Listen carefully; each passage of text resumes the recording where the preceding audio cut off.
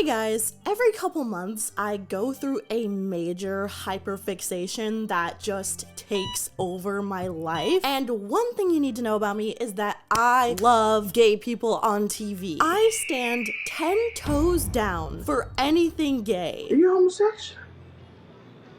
A what? A homosexual. And that is why I am here to talk to you today about something that is way too deadly serious for me right now. Should I myself on Instagram Live or TikTok Live? I'm talking about BYLER. Now, BYLER is the ship name for the characters Mike Wheeler and Will Byers in Stranger Things. Two characters that I believe, nay, no, were designed with the best friends to lovers trope in mind. It's not a, oh, is BYLER real or not real? It's real. The real question is whether or not the show's writers will pussy out on their own idea in the last stretch of the show and not make it canon. That has yet to be determined. But before I elaborate, if you're gay or even a little bit gay or just like a really good ally like Josh Hutcherson, I need to talk to a gay person. I am going to need you to lock in for me, because even if you have never seen this show and never will, if these two characters are endgame, I believe it will change TV forever. I am not exaggerating. I know I sound like a diva, but this is going to change everything. Why? Because name one show that is not about being gay that has a general audience of over 50 million viewers that had two main characters. I'm not talking side characters, main characters that ended up being queer for each other. Go ahead, I'll wait. When did it happen? Never. Wake up everybody, we're trying to make her story. And that's just one of the reasons behind why I believe these two need to be endgame and why they have taken over my brain for 1 week straight. For us, I like dick.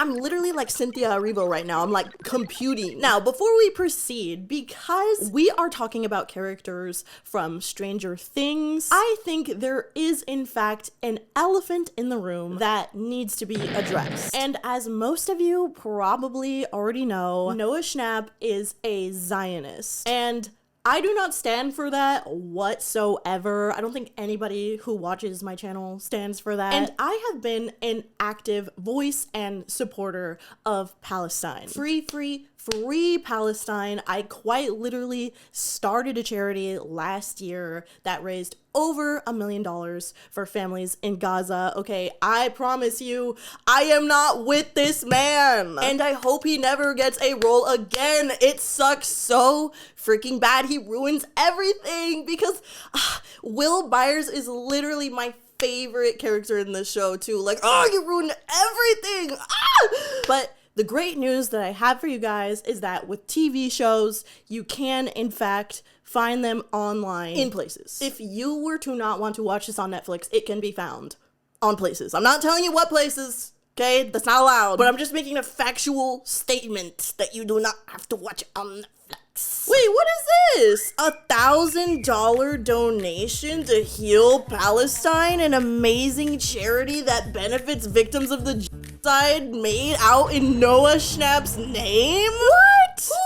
Who did this? Link in description to donate. Okay, so now with that elephant addressed, let's get into talking about this fuck-ass ship. Mike Wheeler and Will Byers are presently in love, in my opinion. But how did we get there? What's my proof? What's the lore? What's the tea? How do I get you guys on my side? Let's run through it. We have to do something. Will can be in danger. I'm the only one that cares about Will.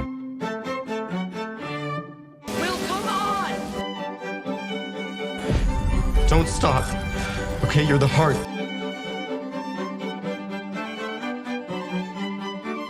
Before we get get into that, I need to talk to you about this week's sponsor, Zocdoc. Guys, I just turned 27 years old. I know, right? I lived long enough to become Unk, the coolest Unk. And that means I need to take care of myself so that I can keep being awesome for a long time. But the thing is, who the hell wants to take time to find a doctor's appointment? I sure don't. And I was getting really concerned with finding an eye doctor, an OBGYN, and a primary care doctor. It really sounded exhausting. And on top of it all, I did not want to discuss my sensitive concerns and then receive the worst bedside manner that the earth has ever seen. And well, luckily with Zocdoc, I didn't have to worry about any of that because I was able to find and book highly rated doctors instantly. Zocdoc is a free website where you can search and compare high quality in-network doctors. Choose the right one for your needs and click to instantly book an appointment. So whether you're looking for dermatology, dentistry, primary care, eye care, or one of the other 150 plus specialties offered on Zocdoc, you can easily search by specialty or symptom to build that care team that's right for you. And I know I keep going on about how easy this is, but it's true. You can book an in-network appointment with more than 150,000 providers across all 50 states. And typically within just 24 to 72 hours of booking. You can even score same-day appointments, which is actually what happened to me when I was looking to get a breast exam after a 3 a.m. panic session thinking that I had breast cancer. There was a doctor available at 12 p.m. the next day, and I was there, I was ready to get that peace of mind. And that I did because the cherry on top of this was that my doctor was very sweet. And she was like, Nikki, listen, you do not have cancer. That is simply your boob. So hey, whether you're Unk or not, why not start taking your health seriously today? Go to Zocdoc.com/Nikki Carreon to find and instantly book a top-rated doctor today. That's Zocdoc.com/Nikki Carreon. Thank you so much, Zocdoc, for sponsoring me today, and now back to the video. Season 1 does an excellent job of setting up the dynamic between each of the friends in this friend group. Dustin, Lucas, but most importantly, Will and Mike. Because while they are all very close, it is made exponentially clear from episode 1 that Mike and Will have a very special, next level bond. They are besties for real. They lock it down. In fact, in the very first scene of the show, this friend group is playing D&D together and they get a little too excited and they end up throwing their game pieces all over the floor, making it impossible to know who actually won the game. Oh, I got it! Does the 7 count? It was a 7? Did Mike see it? Then it doesn't count. But right before Will leaves Mike's house, he takes a moment to be honest with Mike and tell him that he's the one who actually lost, that a Demogorgon got him. It was a 7. Huh? The mole. It was a 7. The Demogorgon. It got me. Then, later that night, Will goes missing because he gets abducted into the Upside Down, which is, of course, like a parallel universe, okay? I'm not going to describe everything too much for y'all that have not watched this show, but I'll give you a little bit of details so everything kind of cohesively makes sense. But basically, Mike becomes Will's biggest advocate for getting him back, besides his literal mom and brother. That's weird. I don't see him. Probably just went to class early again. And on multiple occasions, he is seen getting frustrated about wanting to find Will because he feels like he's the only one who truly cares about him. I'm the only one acting normal here. I'm the only one that cares about Will. That is really unfair, son. We care. It's also established that Will has been bullied by not just kids at his school, but also his own father for being, air quotes, queer. Bonnie used to say he was queer, called him a which, first of all, fucking heartbreaking. Leave him alone. That's my son, and he is 3 apples tall. Secondly, being openly chastised for your sexuality that you don't even understand yet as a child, probably, is crazy, crazy work. It is the work of the damn devil. But his peers simply don't give a fuck, because even though Will has just gone missing, his bullies are out here still calling him all the damn slurs, basically. So he was probably killed by some other queer. They're giving this missing child a slur slushy. On a very noteworthy level, though, on one of these occasions, Mike pushes one of these bullies over in Will's honor because they are calling him gay. Will's in fairyland now, right? Flying around with all the other little fairies, all happy and gay. And to me, okay, this, you could argue this, I do not think that Mike Wheeler's homophobic. I think he's out here standing up for his bestie. He don't give a fuck who's gay and who's not, which will come into play later. But tell me why, since episode 1, the writers were surrounding this child with queer implications. Was it a coincidence that had nothing to do with the later seasons of the show? No. Even in the Duffer Brothers' original pitch for the show, the original concept that was not even called Stranger Things yet, it was called Montauk, and it wasn't even pitched to Netflix yet, had this as Will's character description. Will Byers, 12, is sweet. He's a sensitive kid with sexual identity issues. He only recently came to the realization that he does not fit into the 80s definition of normal. His innocent choices, such as colorful clothes, prove a constant source of bullying. Like Mike,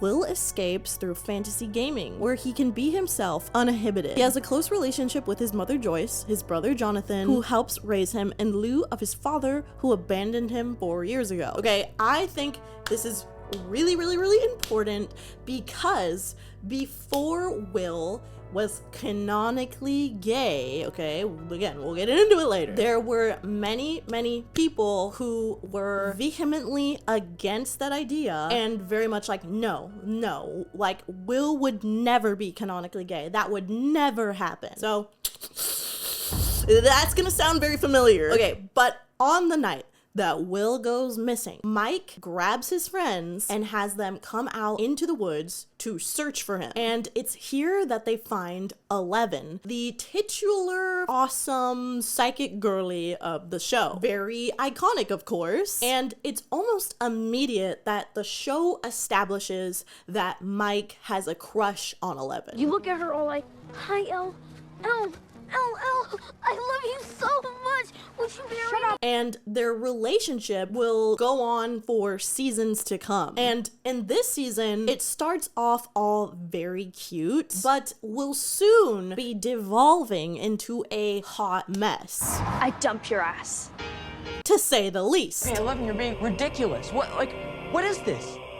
But anyways, Elle sees a picture of Will, and using her like psychic abilities of some sort, she's able to sense that Will is in the Upside Down, which of course gives Mike hope that they will find him and he will be alive. But then just a night later, Will's body, air quotes, is found in the lake. It's not Will. It can't be. And by the way, just parentheses, if you have not seen the show, this was obviously not Will's real body. It was a prop dropped in there from a freaking laboratory. Truly too much to explain. But obviously, the discoverer of Will's body causes Mike to crash out on Elle. What's wrong with you? And look, by all means, this is a reasonable response, but I would just like to point out again that Mike is the one being hit hardest and is most passionate about what just happened. This moment is also significant because it's the first time that Mike makes Elle feel like a freak. What's wrong with you? Which will become an unfortunate recurring theme. But in the wake of the loss of Mike's bestie, he looks through drawings that Will gave him and even like traces his fingers over one. It is so cute. I'm gonna freaking die. I'm gonna throw up. I'm gonna throw myself in that lake. But as he's looking through these drawings, he continues to scold Elle for what he perceives as her lying to him. You made me think Will was okay. That he was still out there, but he wasn't. He wasn't. That is until Elle psychically connects with Will over a radio. And we can hear him singing Should I Stay or Should I Go by The Clash. And that, of course, makes Mike do a complete 180. Will, are you there?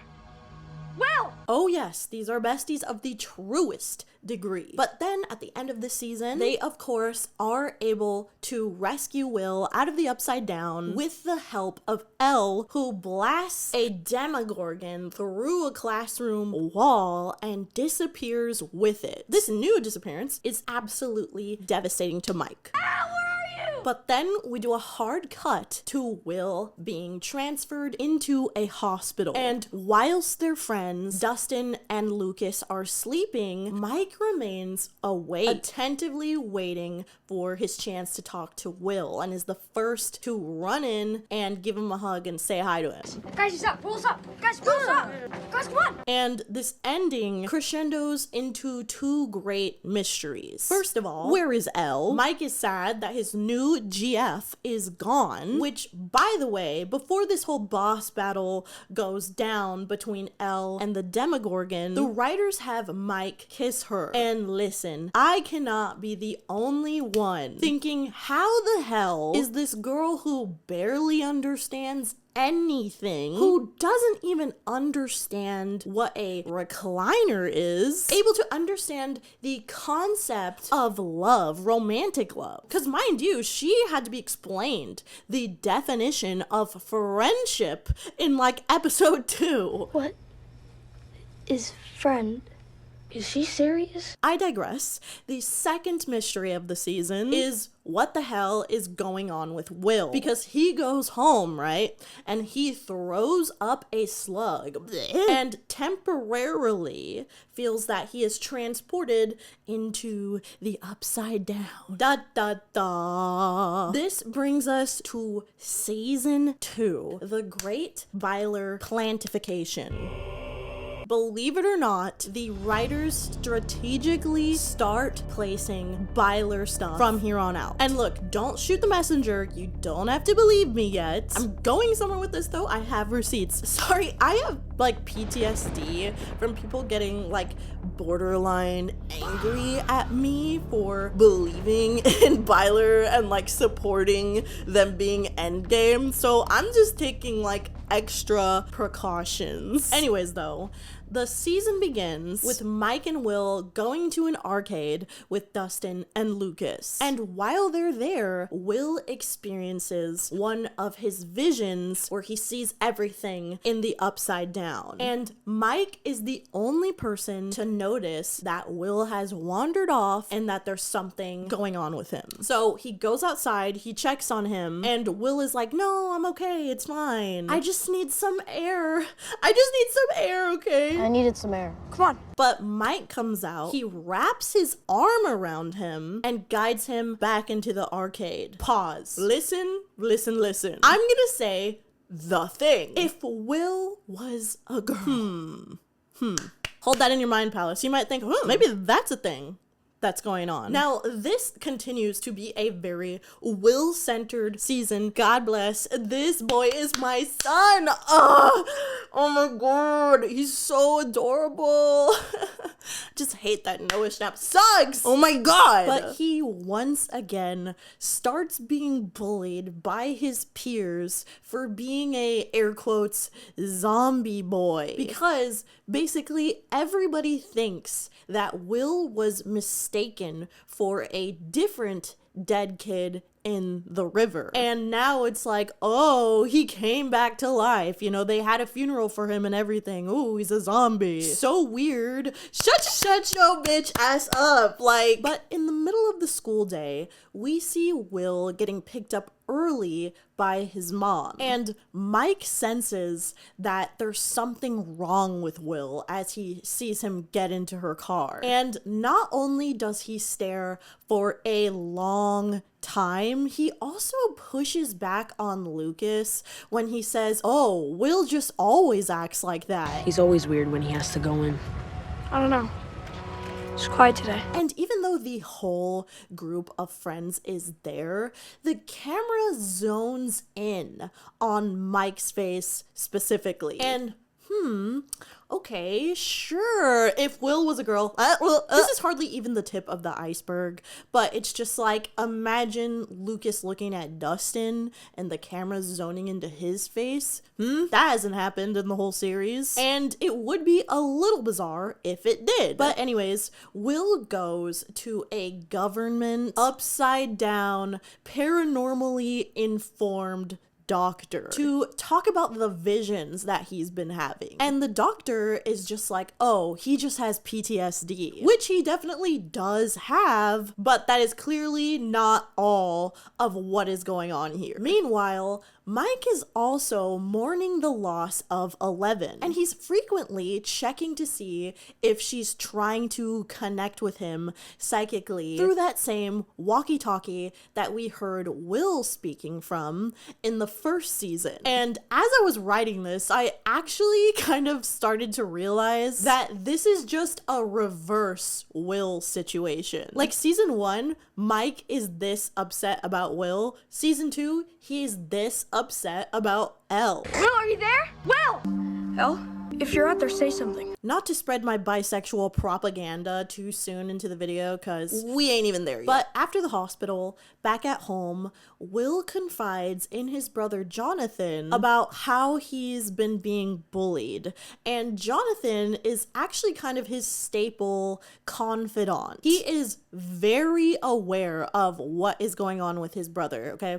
Keep that in mind. It's also revealed in this episode that Elle is secretly living with Hopper, and he's keeping her hidden from any of her new friends so that she's not discovered by any weird government people that want to like experiment on her or whatever. And this is why she's gone most of the season. Most of the season, there is no interaction with her and the main characters. And it's noteworthy that Elle and Hopper's relationship is truly like peak. Like, that is her dad for real. And the way that they fight in this season is just so intense and real. It really lays the ground for their whole dynamic and their growth throughout the rest of the series. But moving on Halloween night, Mike and the rest of the friends go out to trick or treat. And in the middle of this, Will gets sent back into one of his scary visions. And he sees this giant ass monster that we will later learn is the Mind Flayer. And needless to say, poor little Will is scared out of his mind. And the person who snaps him out of this is Mike, who jostles him awake and once again puts his arm around him and guides him home. I got him. Keep trick-or-treating. I'm bored anyways. And when they get back to his house, Will confides in him about his visions and the monster that he's been seeing in a way that he has yet to explain to anyone else. And he asks Mike not to tell any of their other friends about this because they wouldn't understand. Just please don't tell the others, okay? But Mike also confides in Will that 11 would have understood his problems as well. And he feels like she's still around, but he can't explain how. Again, like a crazy parallel to season 1 where he knows that Will is around somehow but can't really prove it. But this leads us to a very famous line, okay? Mike says he feels like he's going crazy, and Will says he does too. And Mike says to him with the cutest little like cheesy smile that if they're going crazy, they'll go crazy together. We're both going crazy, and we'll go crazy together, right? Yeah, crazy together. Cute. The following day, Will's mom's new boyfriend, Bob, played by Sam Wise, iconic, gives Will a ride to school. And he tells him that he's been hearing Will mill around in the night, which he assumes means that Will has just been having nightmares. So he tries to give him advice on how to get rid of whatever boogeyman is haunting him at night. And he goes on to explain that when he was a kid and he would have nightmares every night of the same clown, he finally confronted it one day and said, "Go away!" And then he went away and he never saw this clown again. And this sounds like really cute, wholesome advice, but it is actually fucking horrible and like the worst idea, the worst thing that he could be telling Will to do. Because the next time he has a vision, Will is like, fuck it, I'm gonna go confront this huge ass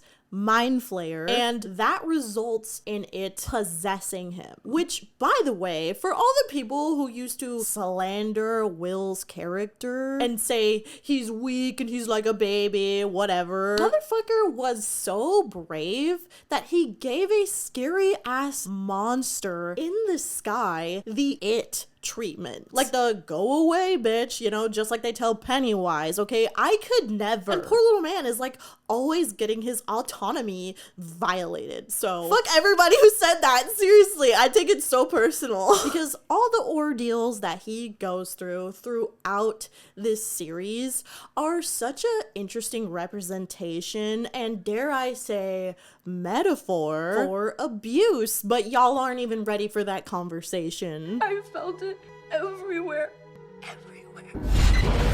I still feel it. I could go on about this kid, but obviously, since Will is like possessed now, this causes him to be increasingly more tortured. And in the middle of having a completely justifiable cry session in his room, he tells Mike that something changed and now he remembers what happened all the time. Now I remember all the time. And to comfort him, Mike puts his hand on top of Will's. This is so freaking sweet on so many levels, and it leads me to once again, you know, inquire you perhaps to imagine if this was a boy and a girl. Because mind you, no other male characters in the show have ever done anything like this. Lucas and Dustin would never. Lucas would be looking at Dustin like, if he put his hand on his or was like, let's go crazy together. Like,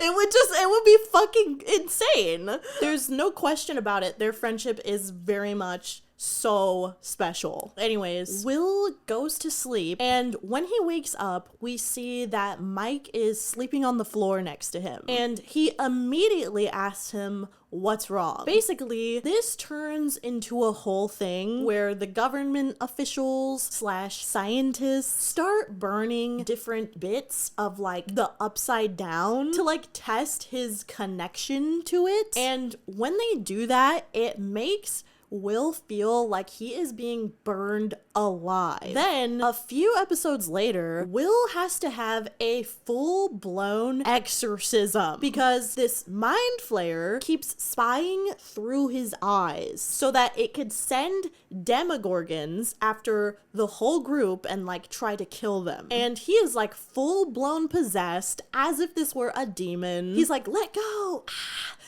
Looks tweaked out of his mind, but Mike, Jonathan, and Joyce all are trying to like talk to him and get through to the real Will, you know, so they can figure out how to get rid of this freaking mind flayer and get him the hell out of his body, of course. So they take turns telling him these like heartwarming things about like how they love him. And Mike is the last person to go. And what he tells him is the story of how they met each other in kindergarten. And that in that moment when he asked Will to be his friend, it was the best thing he's ever done. You said yes. It was the best thing I've ever done. It is so beautiful, and it's the last thing that Will needs to hear before frantically trying to talk to them through Morse code with one of his hands. Love fucking wins in this show. It's tearing me up. But this whole plan ends up going to shit anyways, because the phone rings at Joyce's house during these Morse code interactions, and that triggers the flare to be able to figure out where they are. And that obviously sends everybody into a panic, and they start hearing all these crazy ass monsters outside, and they're like, damn it, we're gonna all die.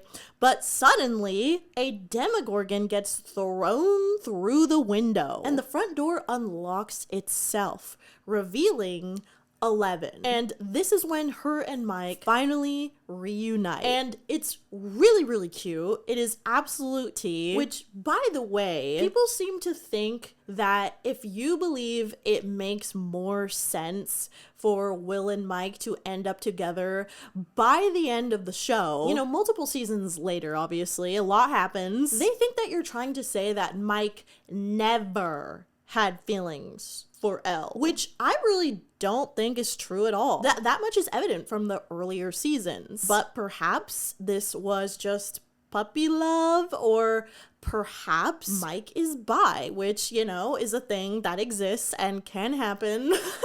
But you're gonna see that there is a very big and stark contrast between this beautiful, loving reunion that they have here in this scene versus what goes on in season 3 and especially season 4. But I'll put 10 toes down on this. 11 is amazing. Elle holds this entire ass gang together, this whole fucking fort up on her back. Her back hurts from taking care of everything for an entire 4 seasons. And mind you, she has been doing a lot for her arc this season. Obviously, we can't get into everything because this video would be 10 hours long, but she has been deprived of having friends, you know, being shacked up with Hopper, which their relationship is beautiful, but, you know, she deserves so much more. And B, she went on this whole side quest to learn about her biological mother and her sister, which, you know, that's an episode, if you know, you know. It's not great, but it's certainly important in the end. And to me, Elle has always been searching for a semblance of her own identity. But anyways, to resolve these issues, you know, with the mind flayer and Will, basically the whole gang has to like torture him by making it really, really hot and therefore very uncomfortable for the mind flayer to stay in his body. Which, by the way, this is the only kid that has to get tortured multiple times throughout the series. His trauma is truly only second to Elle's, who was, of course, like a hamster until age 12. But my point is, just keep in mind how much this guy's going through. Like, damn, season 2, we up, you know? Group torture session. But anyways, Elle is finally able to close the vaginal wall that is known as a gate for the Upside Down, and therefore hypothetically, you know, this should work, get the mind flayer out of their world. But finally, this season ends with something very, very interesting. The whole friend group goes to their middle school dance that's called the Snowball. And basically, Dustin has a big crush on this other character named Max, but her and Lucas are like already becoming a thing. So those two go off and dance together while Dustin watches sadly. Meanwhile, Will goes off and dances with a girl, and Mike is also looking at him, okay? Mind you, okay, Dustin is looking at Max, then we have Mike looking at Will.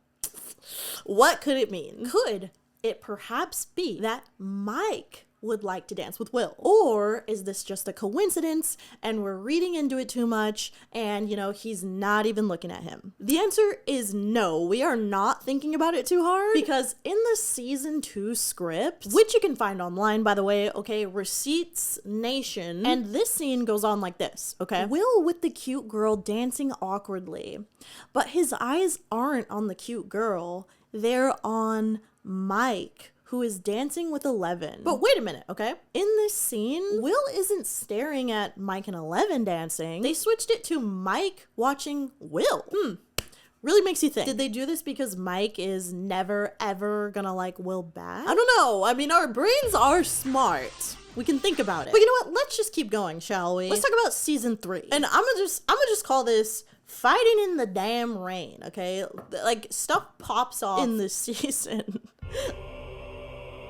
This season is very Maleven-centric. You know, aka Mike and 11. Maleven City, party of 2. The two of them are like chronically just making out the whole first half of the season. Literally one of the first scenes we see. The two of them are kissing when Mike bursts out into song. You know, he starts singing passionately, like silly style. And Elle hates this, okay? No comment for now. But later in this same episode, the gang goes to the movies together, and while they're watching, Will feels that famous little tingle on the back of his neck. And he immediately knows, you know, there's something supernatural afoot. You know, mind flare related. And Mike notices that he's acting weird and asks him if he's okay. And listen, this is a very small thing. If you clock it, you clock it. And you begin to notice it more in later episodes. But Mike briefly glances at Will's lips. And I understand that might sound crazy right now, like maybe it wasn't intentional, but in future seasons, this kind of becomes incriminating. But I digress. Hopper tells Mike to spend less time with 11 because he's getting pissed off at his like stinky little attitude and, you know, all the making out. Is everything okay? I don't think so. It's your grandma. Which leads Mike to become avoidant with Elle over the phone and lying, saying that they can't hang out together because his Nana is sick. And Elle clocks this, noticing that there's something off about the way that he's talking, and she goes to Max for relationship advice. And this is where their beautiful friendship blossoms. I love and adore these two together, and Max is such a good friend to her, and she is truly the friend that 11 needs to understand herself more, to understand girlhood, and to strive for independence outside of her father and Mike. Max literally tells her that there's more to life than stupid boys, okay? Very important. Remember that. There's more to life than stupid boys, you know. But the two of them go on this cute little shopping spree. Elle doesn't even know what a mall is. Max is like, we are gonna do this. And during this shopping trip, other than being extremely wholesome, Max drops some like very important and profound lines for later, such as when they're looking at clothes together, choose something that feels like you. Not Hopper, not Mike, but you. And again, reiterates that boys aren't shit. But while Elle and Max are laughing their asses off, you know, exploding a girl's drink, psychically, Mike, Will, Lucas, and Dustin are also at this same mall. And Mike is trying to shop for an apology gift for Elle because Lucas helped him realize that he is in the hot seat, you know, that Elle can tell he's lying. But he has like $0, so that plan does not pan out, and they all bump into each other as they're leaving, which leads Elle to confront Mike about lying to her because obviously if he's here at the mall, like his Nana's not sick, and then she literally dumps his ass. I dump your ass. And as you can see, you know, as you can tell, the show very much plays this for laughs, which is really fun. It's really funny, but it is an interesting choice, given that this is the main couple of the show. And it kind of makes you go like, damn, like, if they're not taking it seriously, I'm not taking it that seriously either. Like, it's actually crazy how happy and extremely fine Elle is without him. This is a crazy contrast to the ending of season 2, where they had that super emotional, loving reunion, you know? But anyways, then Elle and Max go home, and the two of them spy on the boys through the psychic plane because they want to check if Mike is like mourning over their relationship, only to to discover that they're not only just farting around, they're being rude and misogynistic, calling women a different species before switching to actually belching and farting, much to Elle's horror. It is so fucking funny. No, Lucas, no. Lucas! This season is also the season of Will pleading with his friends to play D&D and them not giving him the time of day. Seriously, there's so many examples of him asking. Maybe tomorrow we can play D&D. Hey guys, I'm almost set up here. Can we please play D&D now? No. Now can we play D&D? No. And I feel like a lot of viewers got really annoyed with him here. But let me get on my freaking soapbox just for a moment. This kid had just lost like a whole ass year of his life being trapped in the upside down and then getting possessed by the mind flare and then getting tortured and also getting bullied at school for everything that is not his fault. Like, you guys, you would want to play too. You would want to make up for those lost times where you are not having fun. Sorry. It's true. And then get this, when he finally does get Mike and Dustin to play with him, they do it all half-assed and like sarcastic, kind of like just poking fun at his campaign as a whole. And this actually leads Mike and Will to get in this like huge melodramatic homotron fight. Basically, Will is upset. He barges out of the house into the rain. Mike comes out after him and he's like, Will, wait, I actually do want to play your campaign. Listen, I said I was sorry, all right? It's a cool campaign. It's really cool. And pause. Look how cinematic this is. This is crazy. If this ain't romance coded, I don't know what is. Because I am telling you once again, I am asking once again for you to imagine this happening between any of the other friends. But basically, Will says that Mike is ruining the whole friend group just so that he could swap spit with some stupid girl. You're destroying everything, and for what? So you can swap spit with some stupid girl? And then Mike is like, first of all, Elle's not stupid. And then he says this iconic, sad line. He says, it's not my fault you don't like girls. It's not my fault you don't like girls. And you could tell this hurts Will so much. And Mike immediately regrets it. He knows he fucked up. And Will rides off on his bike into the storm as Mike is like, Will, come back. Will, come on. Then he and Lucas bike to his house and Mike starts banging on the door, apologizing profusely. And hey, hang on. Hey, wait a minute. Mind you, this boy has not even apologized to his own girlfriend, nor has he tried to see her at all. And it's been multiple days. She literally broke up with him. Will simply got upset by something he said. And he rides his bike in the damn rain and does the toot on his door. Huh? But he calls to him to no avail because Will is not home. He's actually at Castle Byers, aka his childhood little hut thing that he built with his brother Jonathan. And he is having, I think, a totally valid crash out. And he starts tearing up pictures of like him and his friend group and takes a stick and he's destroying Castle Byers. Like, guys, his friends literally mean so much to him, especially Mike, and they keep rejecting him, and Mike freaking smoked him. He did the last freaking final blow, the last straw, by basically telling him he liked it. It's not my fault you don't like girls. Oh my god. Come on now. This is a lot. But when Lucas and Mike finally do find Will in the woods, at that point, there's already a whole other problem that is rising. Because Will once again feels a little shiver on the back of his neck, and he's like, he is back. Are you okay? He's back. Dun dun dun. Then moving on, by episode 4, Mike is still in a fight with his girlfriend, and funnily enough, Will. Like, why is bro in a fight with his girlfriend and his boyfriend at the same time?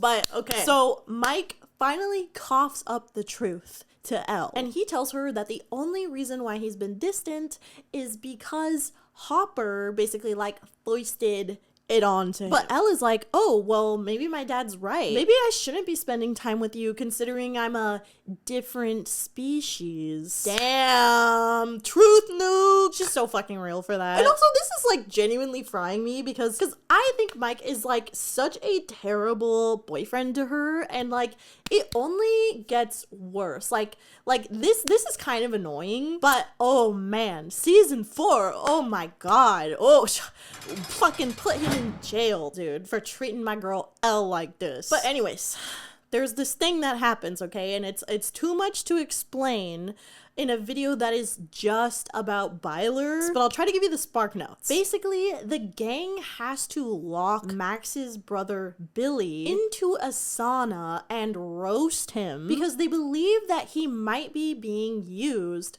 as a host by the Mind Flayer. And spoiler alert, he is. And so he's in this sauna and he's trying to trick Max, guilt trip her into opening the door for him. But as this is happening, Will's Flayer senses tingle and he knows something's up. So he immediately tells Mike this. And I shit you not, instead of instantaneously telling Max to get away from the door, bro looks into his homie's eyes for an unreasonable amount of time. Trust me, please.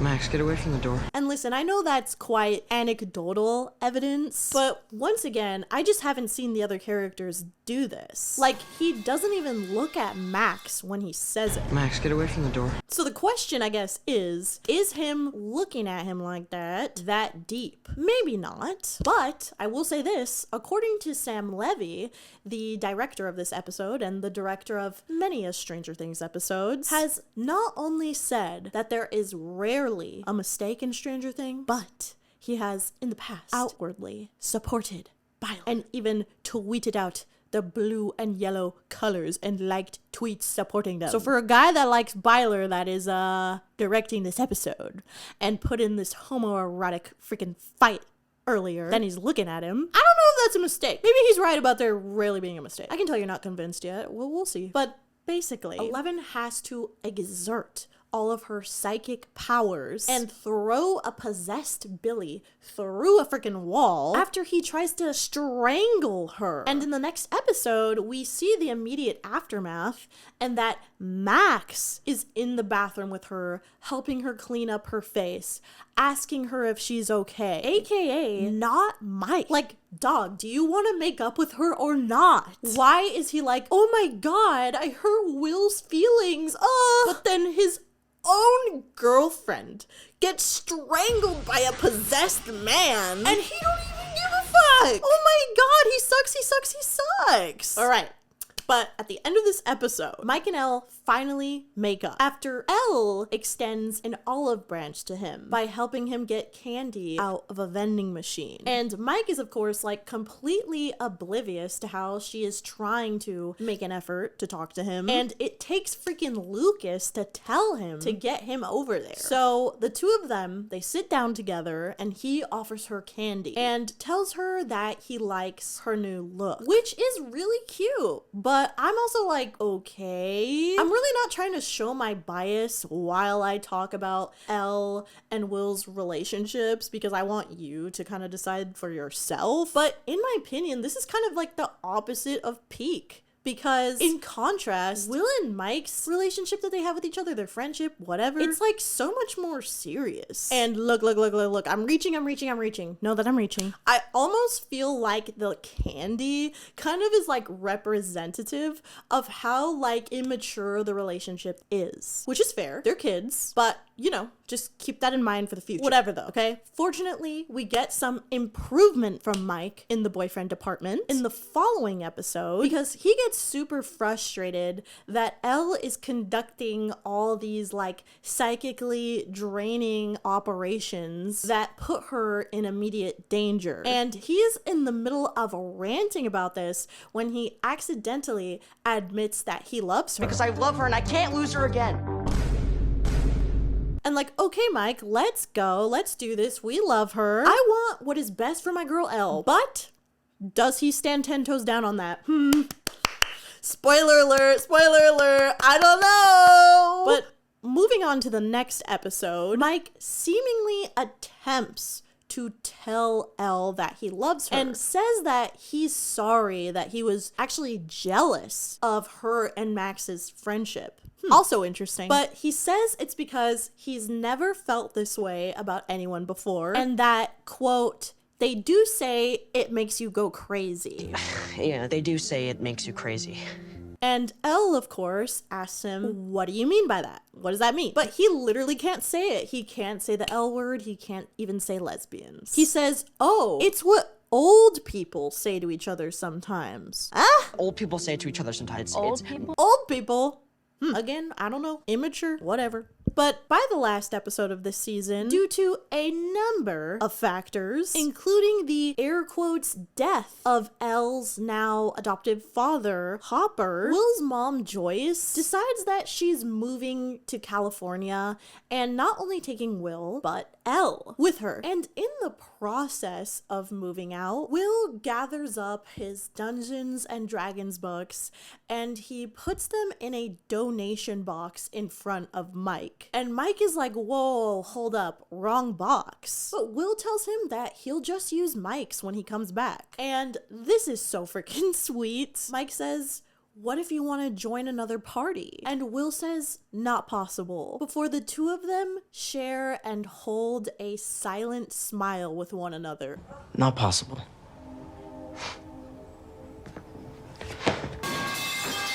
And to that, I have to say, what is the focus on this relationship? Wake up, sheeple! Why the pause? Why the shared look? Why is it always Will and Mike? There's no reason for them to be isolated in this scene.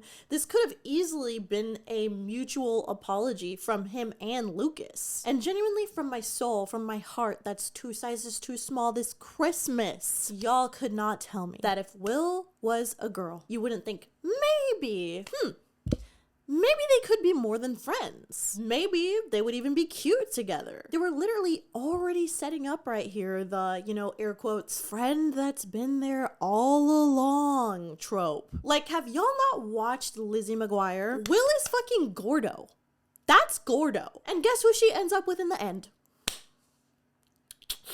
Her friend that was there every step of the way. Anyways, though, after this, Elle tells Mike that she actually heard him when he accidentally confessed loving her a few episodes back. And so she says, I love you too, and then gives him a smooch. And as she's walking away, he makes this face. Literally, what the fuck is this face? I'm really confused about this because if it's not meant to be in the show, there's probably so many other takes of this that they could have chosen from. Why does bro look confused when this should be a all-around happy moment? And funnily enough, in the original script for this scene, after Elle kisses him, we see in the, parentheses, from Mike's point of view, he's thinking, what the hell just happened? So, whatever. Again, maybe surface level evidence. But as the Byers are driving away and headed to California, Mike takes one last, final somber look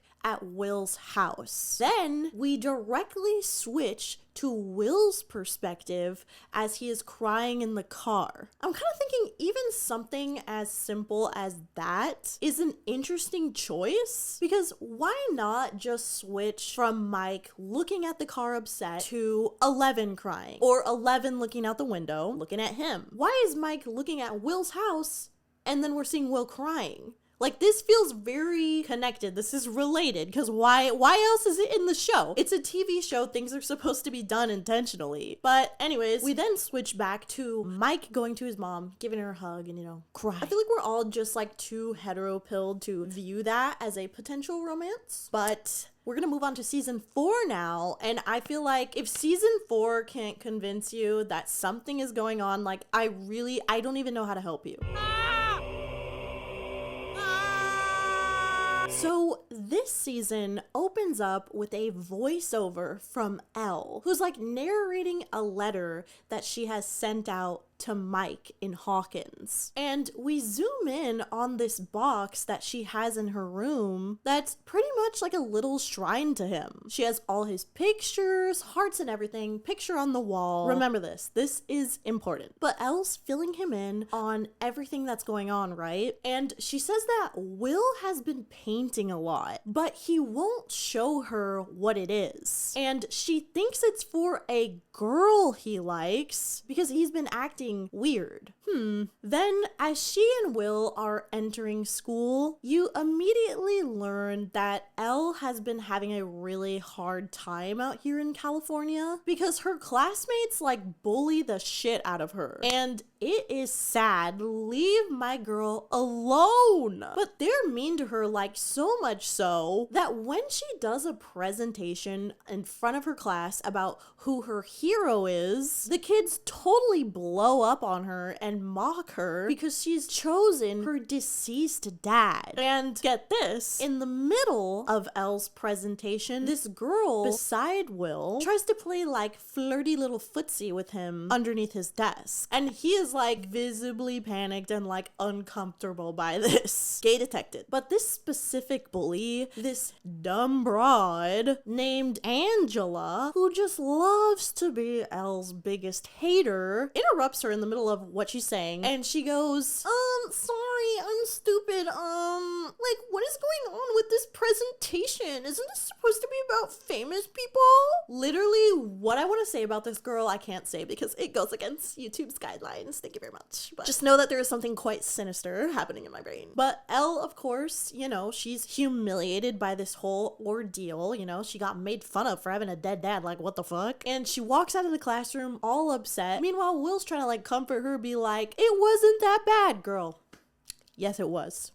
It was that bad. There was bloodshed. But then we learned back in Hawkins that Mike, Lucas, and Dustin have all joined a D&D club called Hellfire Club. And I'm sorry, wait a damn minute. So you're telling me the whole last year, my boy Will, all he wanted was to play D&D with you guys, and you acted like, whoa, you're like a crazy immature baby where we have girlfriends now, we don't do that stuff. Then all of a sudden, the minute he moves away, you're like fully committed to a weekly D&D club, and you guys even wear matching shirts. Okay, I'm pissed.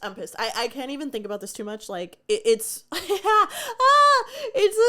yeah, fuck you guys. But Mike, you know, he's so into this club that we see him arguing with his mom in order to like stay up later to participate in it, even though he has a 6 a.m. flight the following day to go see his freaking girlfriend in California. And while this is going on, Steve is driving Robin to school and he's giving her a pep talk. And side note, I have not mentioned these characters at all throughout this whole video yet, but there really was no reason to before this season. So again, if you haven't seen the show, I'm sorry. But in the previous season, we learned that Robin is canonically lesbian. And we learned that via a storyline that very much made it appear that Robin and Steve were gonna get together. Now, Robin has a crush on this girl named Vicky, and she feels scared to ask her out because, you know, it's the 80s, and like if you ask out the wrong girl, you become, you know, the talk of the town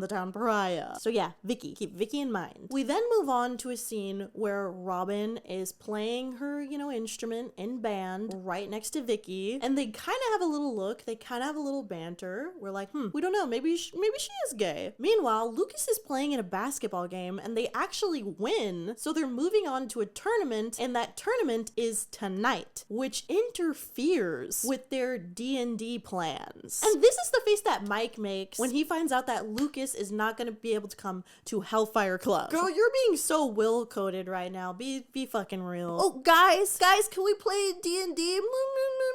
Oh my god, you're such a baby. We have girlfriends now. Meanwhile, next season, Anyways though, throughout the school day, Angela becomes more and more ruthless towards Elle. And the next time she sees her walking across campus, she trips her, and then her and her friends proceed to destroy her project from earlier that is literally about her dad. And very reasonably, this causes Elle to crash out and attempt to psychically throw her around. But her powers have unfortunately been out of commission since the end of season 3 and, you know, everything that happened with the mind flare. So she does this, you know, she does her hand thing, but nothing happens. And now she just looks like the 80s equivalent of kids who run around campus, you know, doing the Naruto run. And, you know, peace and love, God bless the Naruto run kids, but we already know that is very much fodder for bullies. But a teacher then comes out, you know, she witnesses this whole scene that's unfolding with Elle and Angela. And she asks her, did somebody do this? Like, did somebody destroy your project? And Elle lies and says, no, she just tripped. But the teacher doesn't believe her, and she kind of like can tell that Angela was up to no good. So she pulls her aside and she like gets her in trouble anyways. Moving on to episode 2.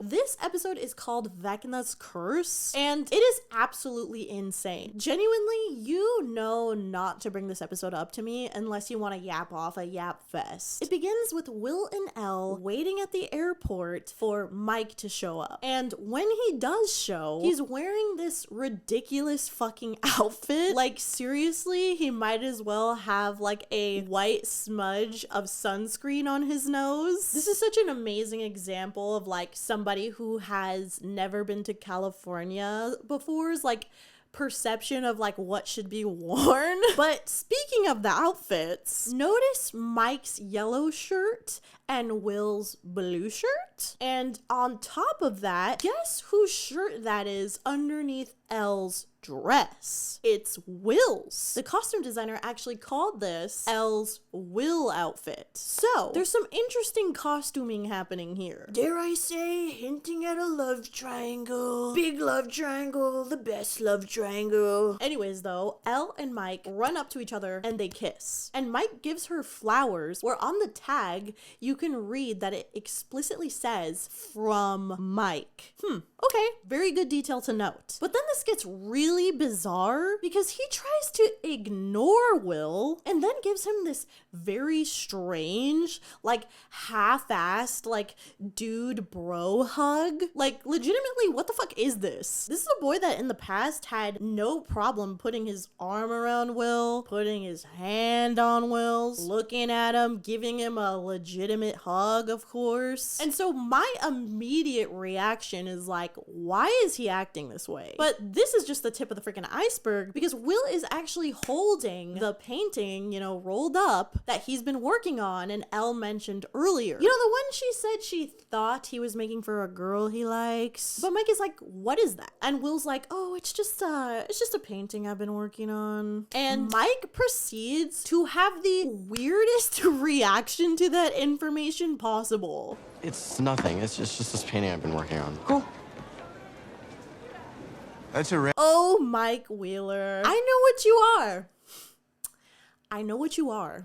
So then, you know, they're leaving the airport and Mike has his arm around Elle, right? And you just like see Will in the shot the whole time, just like holding this rolled up painting. And Elle says that later she wants to go to Rinkomania. And Mike's like, oh, are your friends gonna meet us there? And she's like, oh, maybe. You know, probably not tonight. And Will immediately clocks this and he's like, wait, what friends? And Elle specifically lies and says, Stacy and Angela. Ugh, my heart, my poor Elle. The way that was the absolute worst thing that she could have done for herself in this situation. Ugh. But they do end up going to Rinkomania later, right? And while Mike is off getting socks for his skates, because of course the man is wearing flip-flops because he thinks, oh, California, you must be wearing flip-flops. But Will confronts Elle about lying to him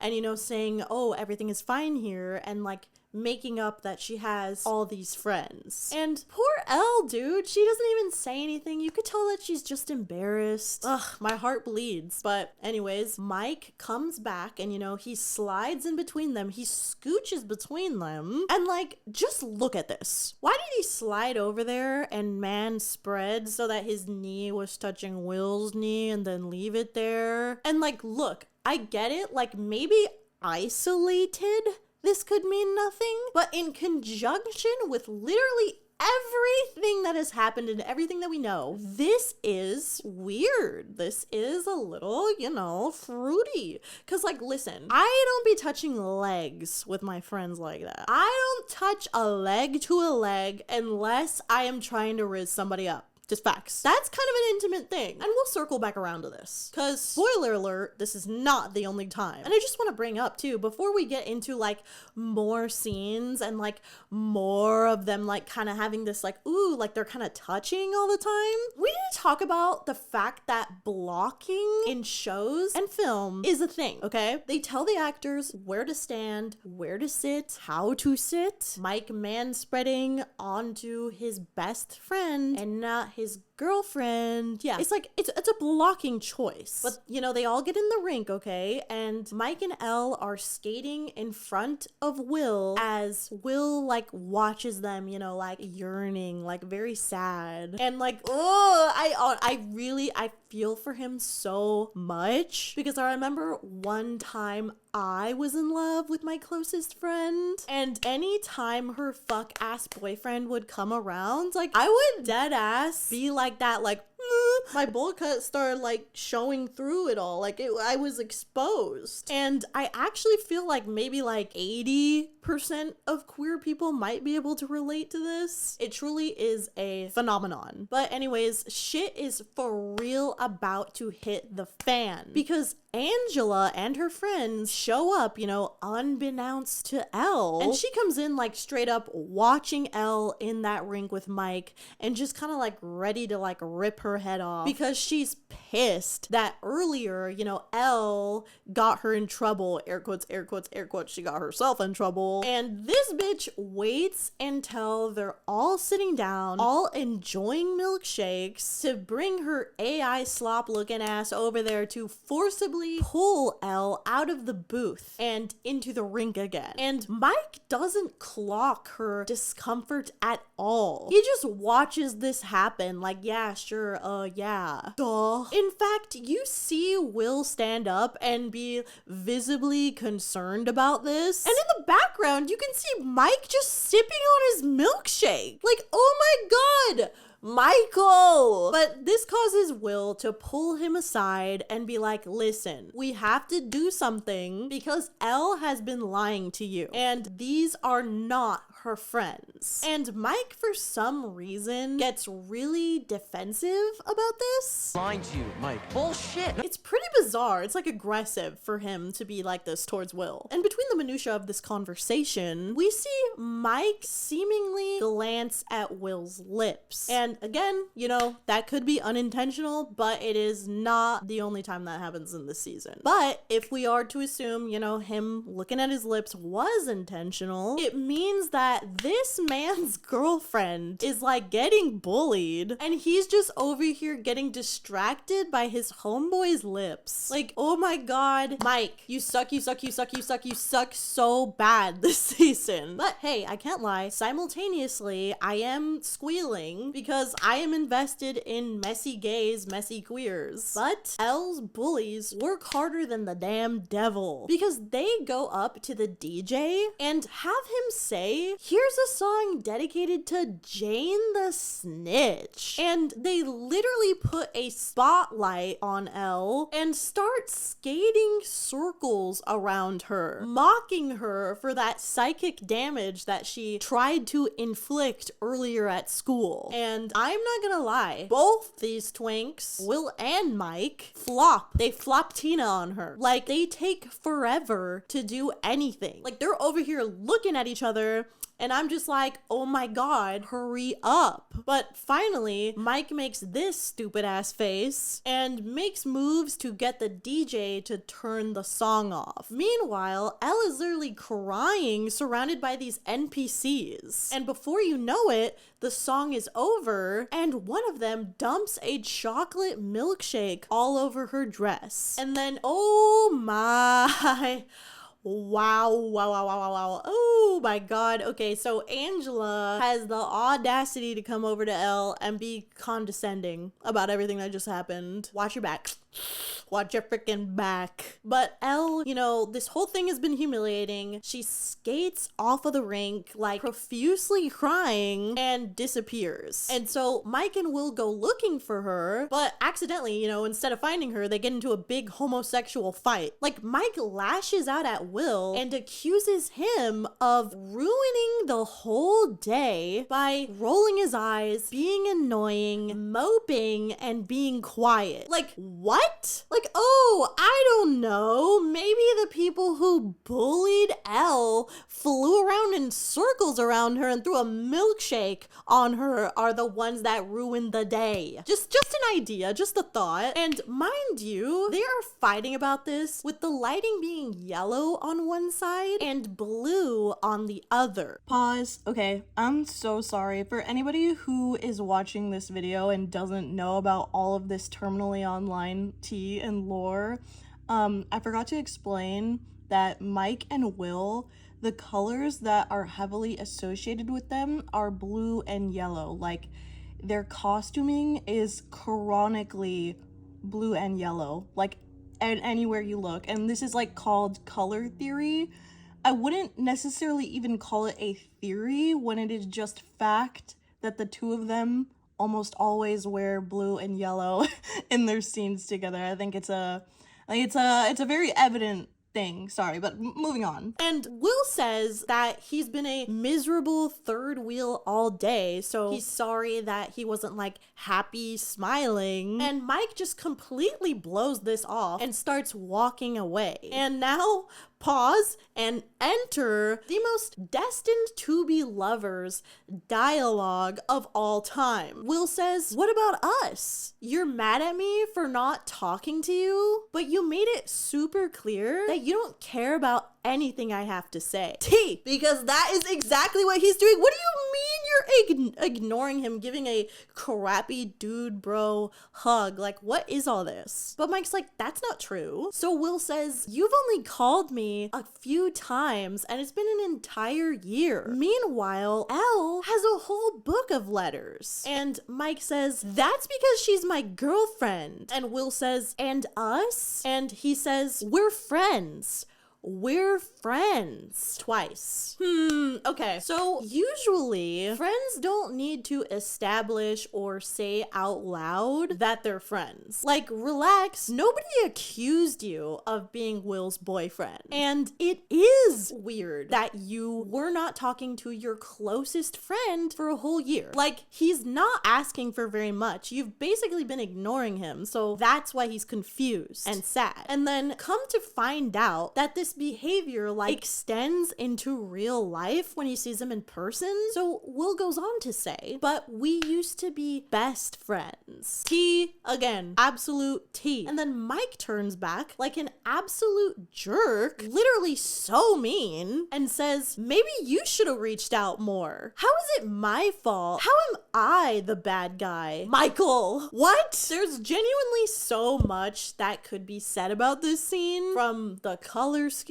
to the music. Oh yeah, I should mention the song that's playing in the background is called "In the Closet" at Rinkomania. And just imagine this song is playing whilst they're arguing and Mike's going, "We're friends, we're friends." And mind you, it's not like Will has made any moves on Mike. He simply wanted to talk to him. And also, something very noteworthy is that the other times in this show where characters have proclaimed that they're friends, you know, they're just friends, those characters have all turned out to be couples. Oh, this? Not a lover's quarrel, pal.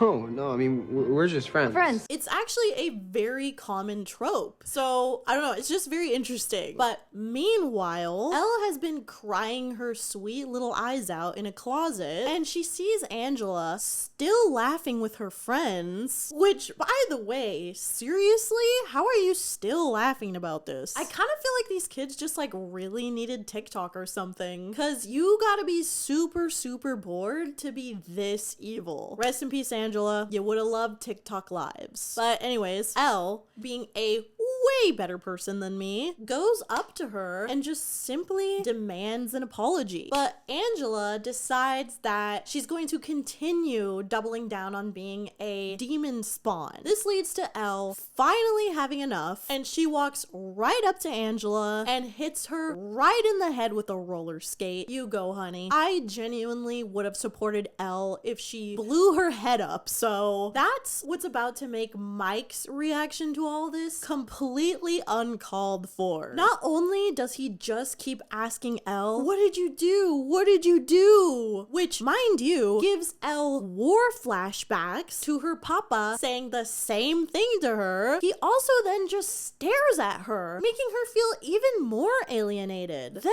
on the car ride home, he acts totally annoyed with her. Dog, you saw what they did to her. Even if you're like, no, like that roller skate was too much, you know, violence is never the answer. How could you not relate to that situation? And how could you not really, really be there for her and try to understand? If I'm being honest, I kind of feel like Will could kill like 10 people and Mike wouldn't even care. But then things get even worse, because Mike Wheeler doubles down on his passive aggressiveness to her, because back at Will's house, the whole roller skate ordeal comes up at the dinner table, and Jonathan's friend goes, oh, Angela's gonna be fine. And Mike goes, she didn't look fine. Dude, shut your bitch ass up. Like, what? But this causes Elle to storm off to her bedroom, and she throws her head onto the pillow, and she silently reminisces about how Mike kept saying to her, what did you do? And correlating that to her papa also saying the same thing. Then the next morning, yes, morning, Mike brings her some cold ass Eggos and tries to talk to her. Well, actually, tries is a little bit generous of me to say, because he comes in with this weird ass attitude and goes, so are we just not gonna talk about it? So, are we just not gonna talk about it? No comment, no comment, no comment. He's attempting to be sympathetic, I guess, but it comes across sounding so passive aggressive that it makes me think he doesn't gaff. But he goes on to say that he's confused why Elle didn't just tell him that she's been being bullied, because he's been bullied his whole life, so he understands. To which Elle replies and says, no, you don't. And he goes, okay, so what don't I understand? And in a moment that is oh so upsetting, Elle says he doesn't understand because she is actually different and doesn't belong everywhere, and that everyone looks at her like a monster, including him. And he says no, he doesn't. He was just a little upset in the moment and didn't know what to do, you know, at Rinkomania. And guys, no comment, no comment. This scene actually makes me so mad. He goes on to say he cares for her so much, which is kind of Elle's last straw, because she says, you don't love me anymore. And Mike gets all defensive, but simultaneously still does not say I love you. Who said that I didn't? And this is when we learn that apparently in all the letters that he had been sending Elle, he signed off on all of them as from Mike. And he tries to be like, no, you're amazing. You're a superhero. Yeah, he calls her a superhero, which, like, what did she just tell you? She wants to be viewed as a person, as an equal, as a girl with lots of love to give and her own interests and her own style outside of the fact that she has like exploded demogorgons, right? Because like her powers are not like a legit reason to love somebody romantically. And by the way, this scene actually parallels a different one that happened in season 2 pretty well. And the situation was that his sister Nancy and her then boyfriend Steve were arguing because she would not say that she loves him. And anytime Steve would ask her about it, she would deflect. Then tell me. Tell you what? You love me. Really? And why was she deflecting? Because she did not love Steve like that. She was in love with Jonathan. So it makes me question, like, if we are out here actually paralleling a scene of another Wheeler. But anyways, Elle says that she's not a superhero anymore. Obviously, she does not have her powers at the moment. And get this, Mike doesn't say anything. This frustrates me.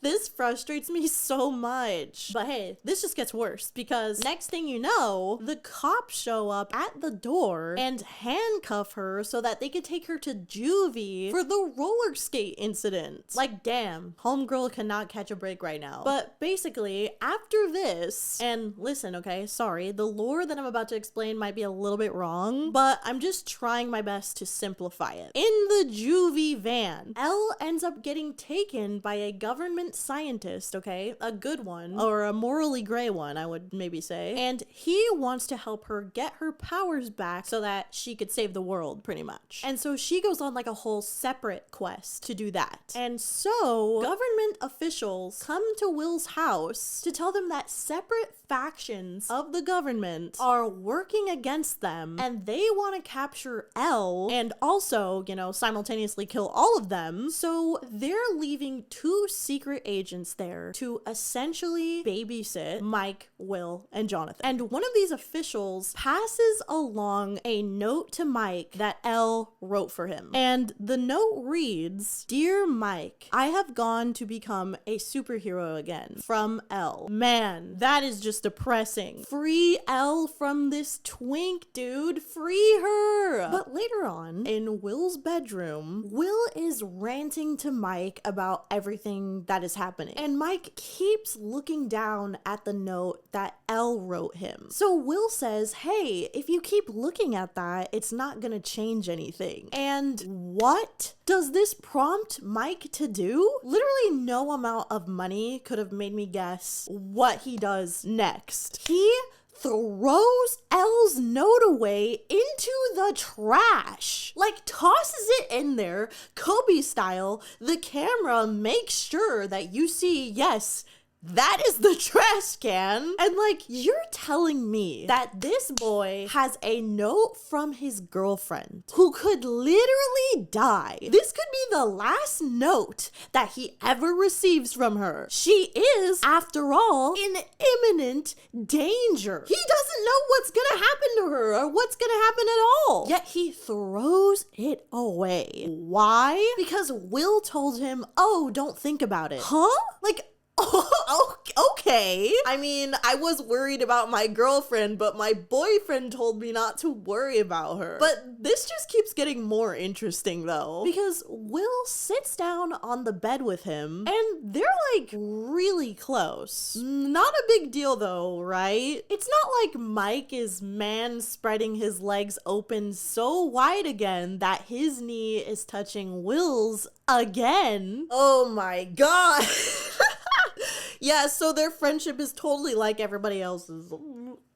I can't even lie. I can't even say. Anyways, though, Mike vents to Will that this fight between him and her felt like a real adult one. Like one that they can't come back from. And that maybe if he had, quote, said the thing, Elle would have wanted him to be there with her wherever she is. Like, are you serious right now? Bro can't even say that he hypothetically loves her to his closest friend. When, remember, again, in season 3, before the big, questionable, confusing kiss, he had said, I love you, in front of everyone. You know, it was on accident, but still. Okay, but then Mike Wheeler, he starts cheesing for the first time all season. Mike, I know what you are. But then this moment is interrupted by Jonathan, who enters the room and tells them that basically they need to go on a road trip to try to find Elle. So they're like, damn, okay, I guess we gotta pack for this. And this leads to Mike and Will having yet another heart-to-heart conversation. And this time, Mike initiates it. And I'm not exaggerating when I say this man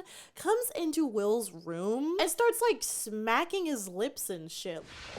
Like, what is going on with him? You know, either way though, he starts apologizing to Will and thanks him for, quote, knocking some sense into him and that he was being a total self-pitying idiot. And to that, Will humbly says, you know, I didn't say anything. And Mike goes, you didn't have to, and gives the biggest, cheesiest smile. And the two of them hold this shared look, like this intimate look. It is so silent, you can hear a fucking pin drop.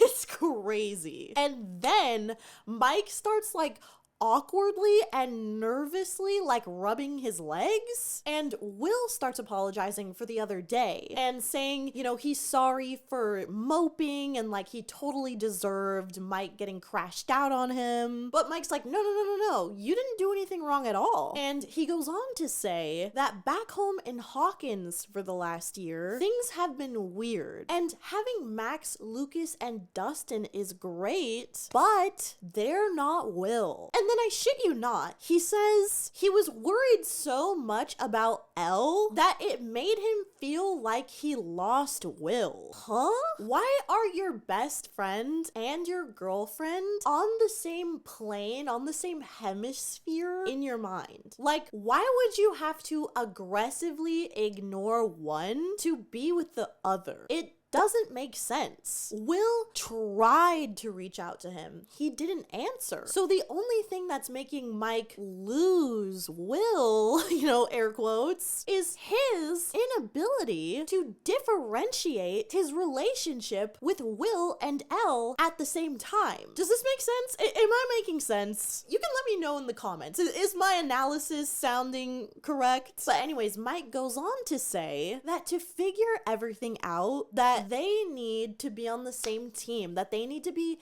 best friends again. And then they proceed to have another intimate shared look. A look that is again interrupted, this time by a car pulling up. Now listen, this is quite literally a media trope called mood killer or interrupted declaration of love. And you have most definitely seen it before in a show or a movie. It's when things are getting too intense between two love interests, or perhaps they're about to kiss or something, and then all of a sudden a phone rings, or somebody barges in, or Jonathan barges in, or a car pulls up. Okay, you get what I mean. But my point is that this trope happened twice between these two in the same episode. And I'm sorry, but there is zero heterosexual explanation for this. You know, like, we're not even done yet, but at this point, if you're still kind of not seeing it, you do in fact kind of sound like that meme about like archaeologists finding like ancient men holding hands in Pompeii and being like, wow, good friends.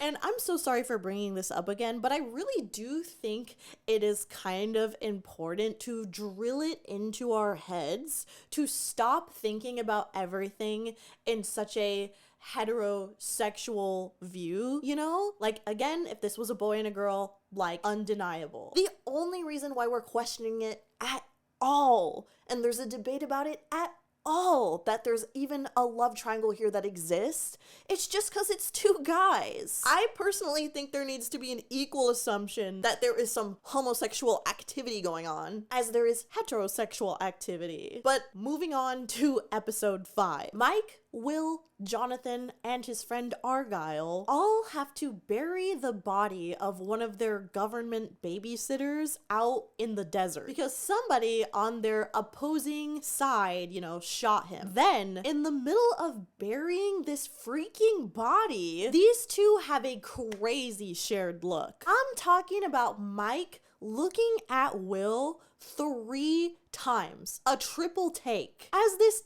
interesting, like, euphoric music plays too. Then the two of them have another heart-to-heart. Mike says that he should have explained himself earlier to Elle so that they could know where she is. And Will says, obviously kind of referring to himself, that it's hard to open up to people, especially the people that you care about most, because what if they don't like the truth? And right after this, the two of them are looking at each other again and are again interrupted by something. This time, it's Jonathan's friend. So what this scene, or these scenes in general, tell me, okay? Both of them have something to say to each other that has yet to be revealed. Obviously, at this point with Will, we already understand, like, yes, like, this boy loves Mike. But it also seems like Mike has something that's going unsaid. I mean, think about this, because after all, just a few episodes ago, he was acting really fucking weird. And the whole thing where he's like, oh, I felt like I lost you. I don't know. It's just like there's something else going on in his mind, but it's just that we have yet to see Mike's perspective on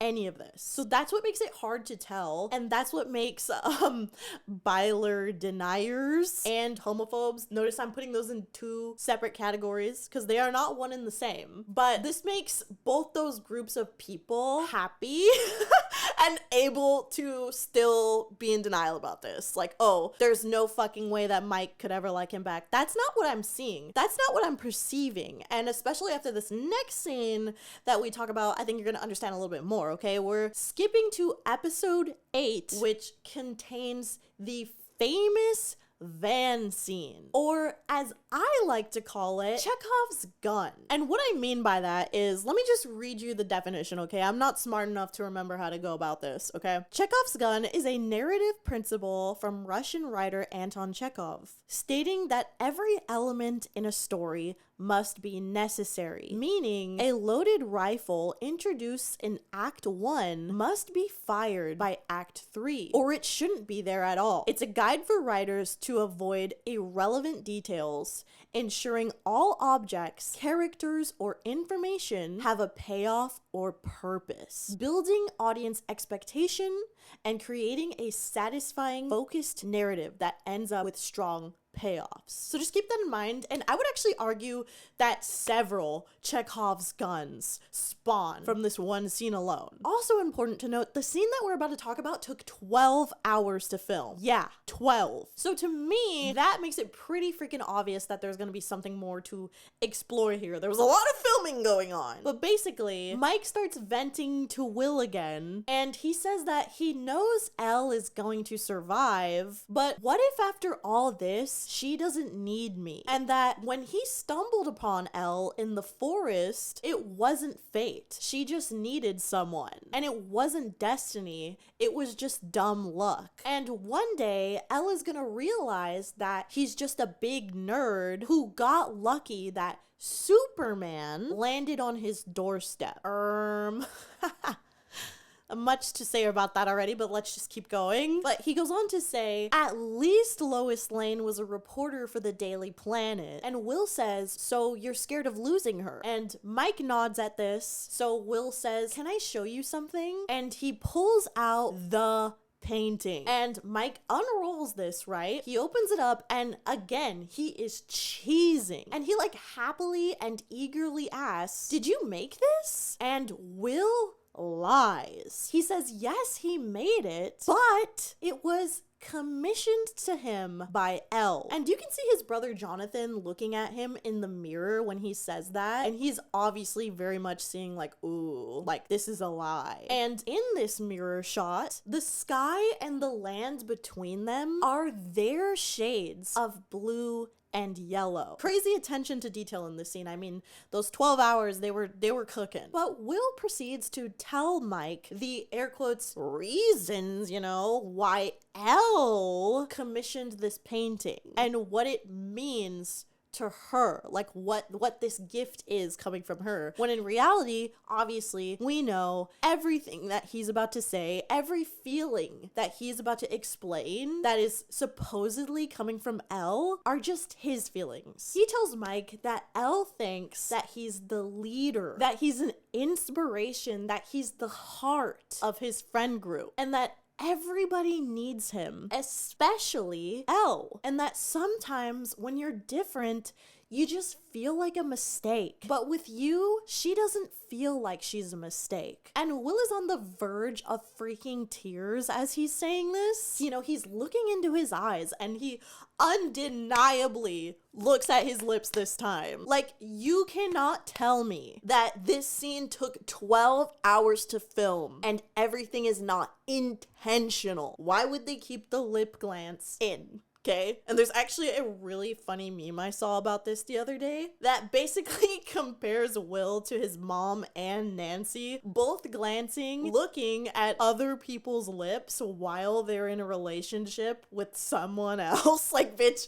this emotional tuning, you know, it runs in the family. But I guess what I'm trying to say is that this is the one scene in the whole show that you cannot even try to say people are reading into too much, okay? Every fucking detail in this has definitely got to mean something. But anyways, he goes on to say, Elle needs you, Mike, and she always will. And then he turns away and starts silently crying into his hand. Like, to be honest, it would be easier if you just started cutting onions directly under my fucking eye holes and, you know, used a fan to waft the fumes up into them. I truly get this on a profound level. Oh my god, it hurts, it hurts, it hurts. But anyways, obviously this scene is very, very important. So what else do we know about it? Firstly, we know that Finn Wolfhard has said that this scene will pay off in a big way, because he actually asked the Duffers, wait, how is Mike so oblivious to what Will is saying and, you know, Will crying? And they just told him, don't worry about it, it's gonna pay off big. Secondly, I am 99% certain that more to this scene will be revealed, particularly Mike's perspective, because during another interview with Noah Schnapp and Millie Bobby Brown, Millie said her favorite scene was the van scene with Finn and Noah. But then Noah, who is famously a blabbermouth, who often accidentally reveals different things about the show, says, wait, which one? And then they get into this kind of like silent altercation of sorts, being like, it seems like they think they shouldn't be talking about it. Thirdly, I think this is very, very important to note, Finn Wolfhard said that this season, Mike is trying to be as normal as possible, and that he might be into some new things. Now, what could that mean? I'm not sure what he's really into besides D&D and Elle in this season, but those are two things / people that we already know about. That's definitely not new. So to me, I'm thinking this means gay. I don't really see a better explanation. Oh yeah, and then let's talk about this fuck ass jacket that Mike has been wearing. Okay, this also extends outside of the van scene, but I do think it's important that he's wearing it here. This jacket was made for Mike this season by the same costume designer that says that she put triangle symbols in one of Robin's shirts to allude to the fact that she's gay. Now, it could just be a triangle, but the triangle mixed in with these themes about being gay, you know, Will being in love with him, whether or not Mike might be interested in returning those feelings, being ambiguous and in the air. I think it's just like a very interesting choice. And like I said, there's really no such thing as reading into the van scene at all. But moving on, while this gay shit is going on, there's an entire separate plot happening where the other characters, including Robin, have to go to a store to buy guns. And it's here that Robin bumps into her crush, Vicky. And she's about to go talk to her when all of a sudden, Vicky starts kissing a boy. She has a boyfriend. And you can see Robin in the background of this shot as they're kissing, you know, just yearning for her. And the two of them then lock eyes for a moment before Robin runs off, devastated by this. Then, at the end of this episode, Will and Mike finally find Elle out in the desert after she's just like blown up a bunch of helicopters like a badass. And they both run up to her, Mike hugs her, and the two of them put their heads together. And you can see Will in the background of the shot, you know, in between them, yearning. Then they both turn towards him and make eye contact. Okay. So there's a little bit of a parallel happening here. Let's just like keep a tab open for where that goes. But anyways, then Elle leaves her fuck ass papa in the middle of the desert to die, and they all drive off in the van. Queen has been going through some shit as always, but she then tells them that they need to get to Hawkins tonight or all their friends are going to die. So moving into episode 9, before we even get into what's going on, I just want to point out that in the beginning of this episode, Mike and Will are so clearly touching one another. Their arms are fully touching, standing way too close to each other. Dare I say, it's their elbows, by the way. Keep that tab open. But basically, there's not enough time to get to Hawkins tonight, so Elle suggests that she psychically projects there by using a sensory deprivation tank to go and try to save them. And she draws this in the dust of the van to explain it. And this feels very interesting and purposeful because they make an effort to show this drawing from multiple points of view. And from this still, you could even see that Mike and Will are looking at each other. Listen, it doesn't even matter because from every perspective, it looks like Mike and Will are in this bubble. And then there's Elle. Or, you know, at least they have something to do with. But anyways, before dunking Elle into a pizza freezer, parentheses, you know, cosplaying as a sensory tank, Mike and Elle talk and she tells him that she missed him. And he says, I missed you too. And that he's been thinking a lot about their last conversation before all the crazy stuff happened. And so he just needs to say that blank. Boom. Interrupted by a pizza. Here we go again with this trope. And not only are they interrupted by pizza, they're interrupted by pineapple pizza that both Elle and Argyle force Mike to try as he's saying it's blasphemous and disgusting. But Argyle famously says, try before you deny. And then we zoom into the kitchen where Will is looking at them longingly, and then we hear Mike say quietly, and you can read it in the subtitles, no, you're right, it's good. Yeah, I don't know. A lot of people read this as a gay joke, and I am actually one of those people. Because it's just unnecessary the way that it's shot. The way we switch to the perspective of Will looking over there, the way that it's fruit on pizza, the way that he says it's blasphemous, the way Argyle says try before you deny. I mean, the jokes just write themselves. And then directly after this, Jonathan tries to get Will to tell him what's been going on with him because he's clearly been observing his brother and he could tell he's fruity. And Jonathan says that he'll always love him as a brother no matter what. And Will starts crying because of this, but he doesn't spill his tea. Then it's time to dunk Elle in the tank and let her do her thing. And she basically travels through the psychic plane and is able to find Max, who is presently in the process of being abducted by Vecna. And there's of course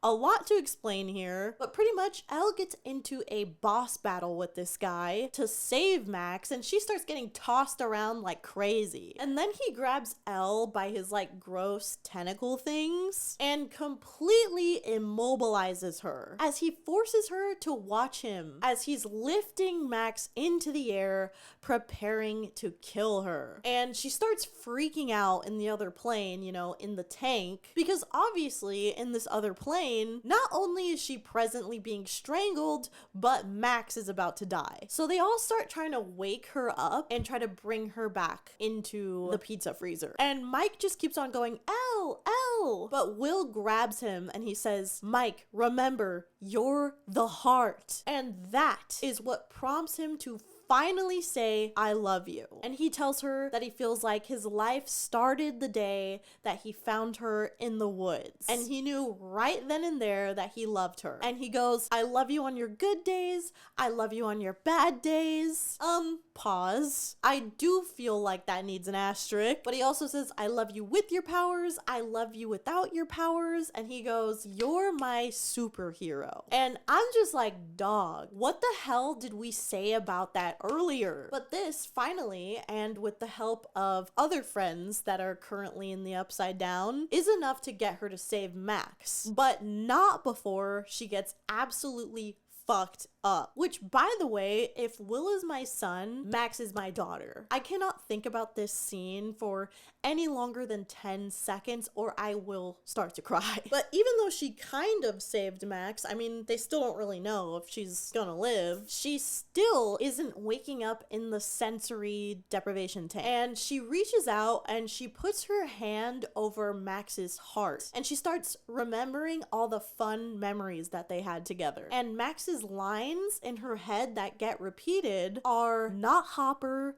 not Mike, you. And see, I told you there's more to life than stupid boys. And against the rules, we make our own rules. And presumably this is what finally wakes her up, because we then black out and we do a time jump to 2 days later. And y'all, this seems incredibly important. Like, yes, Mike means a lot to her. She loves Mike, you know, he loves her. But ultimately, what she needed to hear were those specific lines from Max. Also, just a little side tangent, you know, the happiest that Elle has ever looked is when she was hanging out with Bestie Max. That's not even to mention what is probably the most important part about all of this, which is the fact that what prompted Mike to say I love you was based off of a lie, which is absolutely so ick for her. You know, literally what got him to say this to her was Will saying, you're the heart. Remember, you're the heart. Whose words are those? Not Elle's. Those are Will's. And the fact is, Elle doesn't need Mike. And as we have established throughout this season, Mike really values and wants to feel needed. And guess who is the person who actually does need him? In his own words, his best friend. Like, that is the love that Mike actually deserves, despite it all. And Elle deserves to do her own freaking thing and, you know, love herself, discover herself, not have to worry about any boy. And once again, I'm not saying these two don't gaff about each other at all, but they do not make sense as a couple at this point. Like, the whole season was focused on like tearing their relationship apart. They spent almost none of it together. Mike and Will spent the whole season together, and in the end, Mike still called her a superhero. And sorry, I might be talking in circles. I've been talking about this for so long, I'm just like, but since season 3, this whole independence arc for Elle has been being set up. Meanwhile, BYLER has been planted, microchipped, microplastics in our blood. They have been inserting BYLER into our blood. Also, by the way, you guys, this is just how a love triangle works. You're supposed to want one of these couples to work out. It is a undeniable love triangle that is very normal for a show, and so to get mad at one side of it just because it's queer is low-key giving ignorant.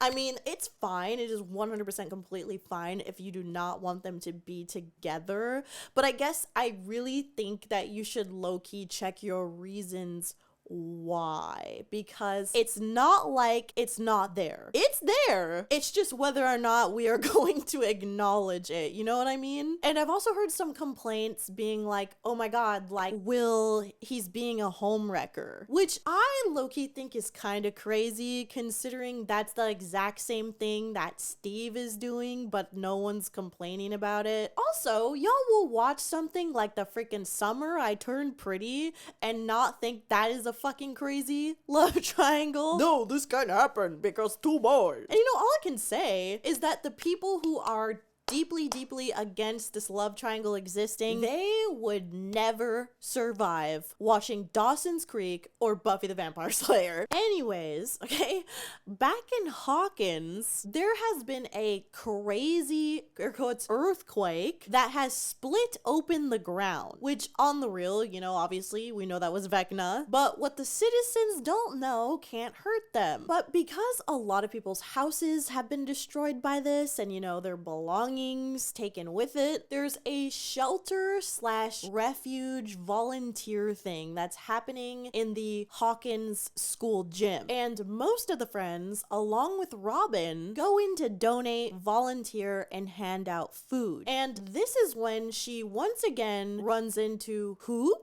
Vicky, who just so happens to be also handing out food. And so they start making PB&Js together, and Vicky starts talking about how she broke up with her boyfriend, and then goes, sorry, I'm rambling about my dumb boyfriend when there are people out here that need food. And I low-key think that this parallels what Mike said in the van. But anyways, right after she says this, the two of them have a shared look, and it is very clear that, like, yeah, maybe Vicky's into her. Thus, either Vicky is bi or closeted lesy. But either way, I'm just saying, her having a boyfriend did not mean that she doesn't have same-sex attraction. So this whole thing with Mike, where I hear a lot of people going, oh, he's not gay, he couldn't be, he's with Elle. Like, okay, and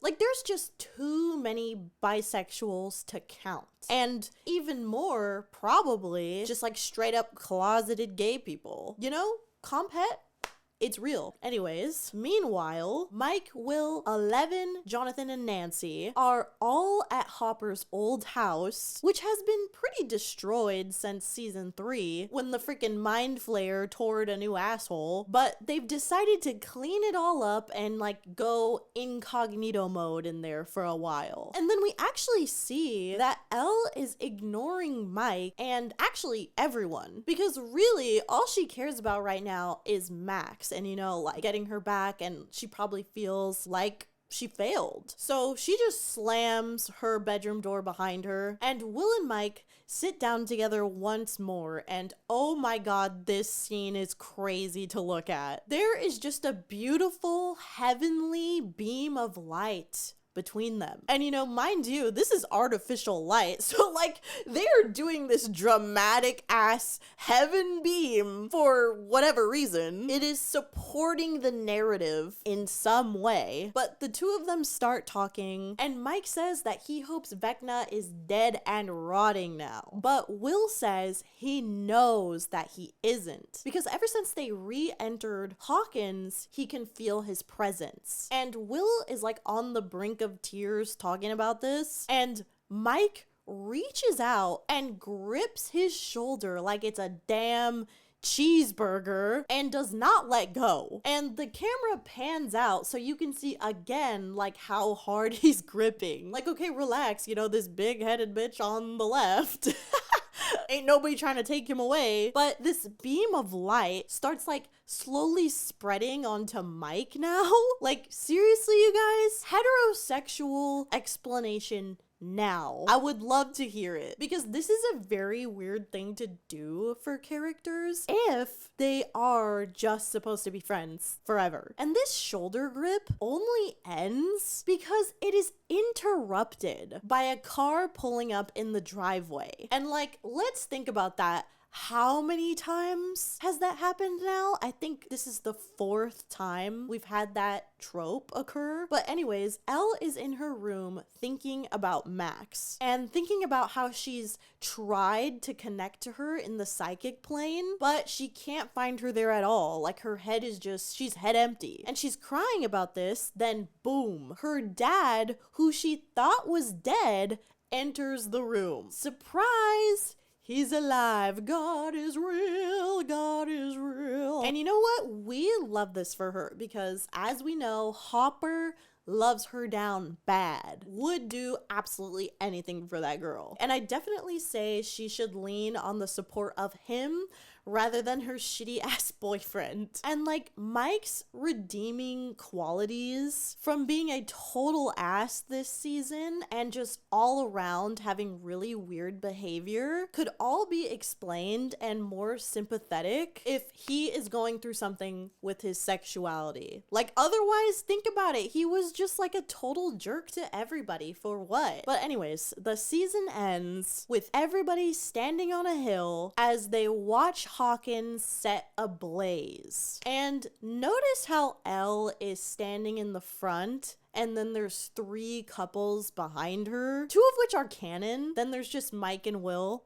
And genuinely, there's not really a reason for that. They could have easily had Mike like hold her hand and walk her up, you know, in front of everybody and stand there with his girl, stand there with his woman. But instead, they chose this, which I feel like heavily reflects everything that happened this season. And this connection between Will and Mike and this complete kind of separation from Elle, like, only becomes more apparent as we head into season 5, Volume 1.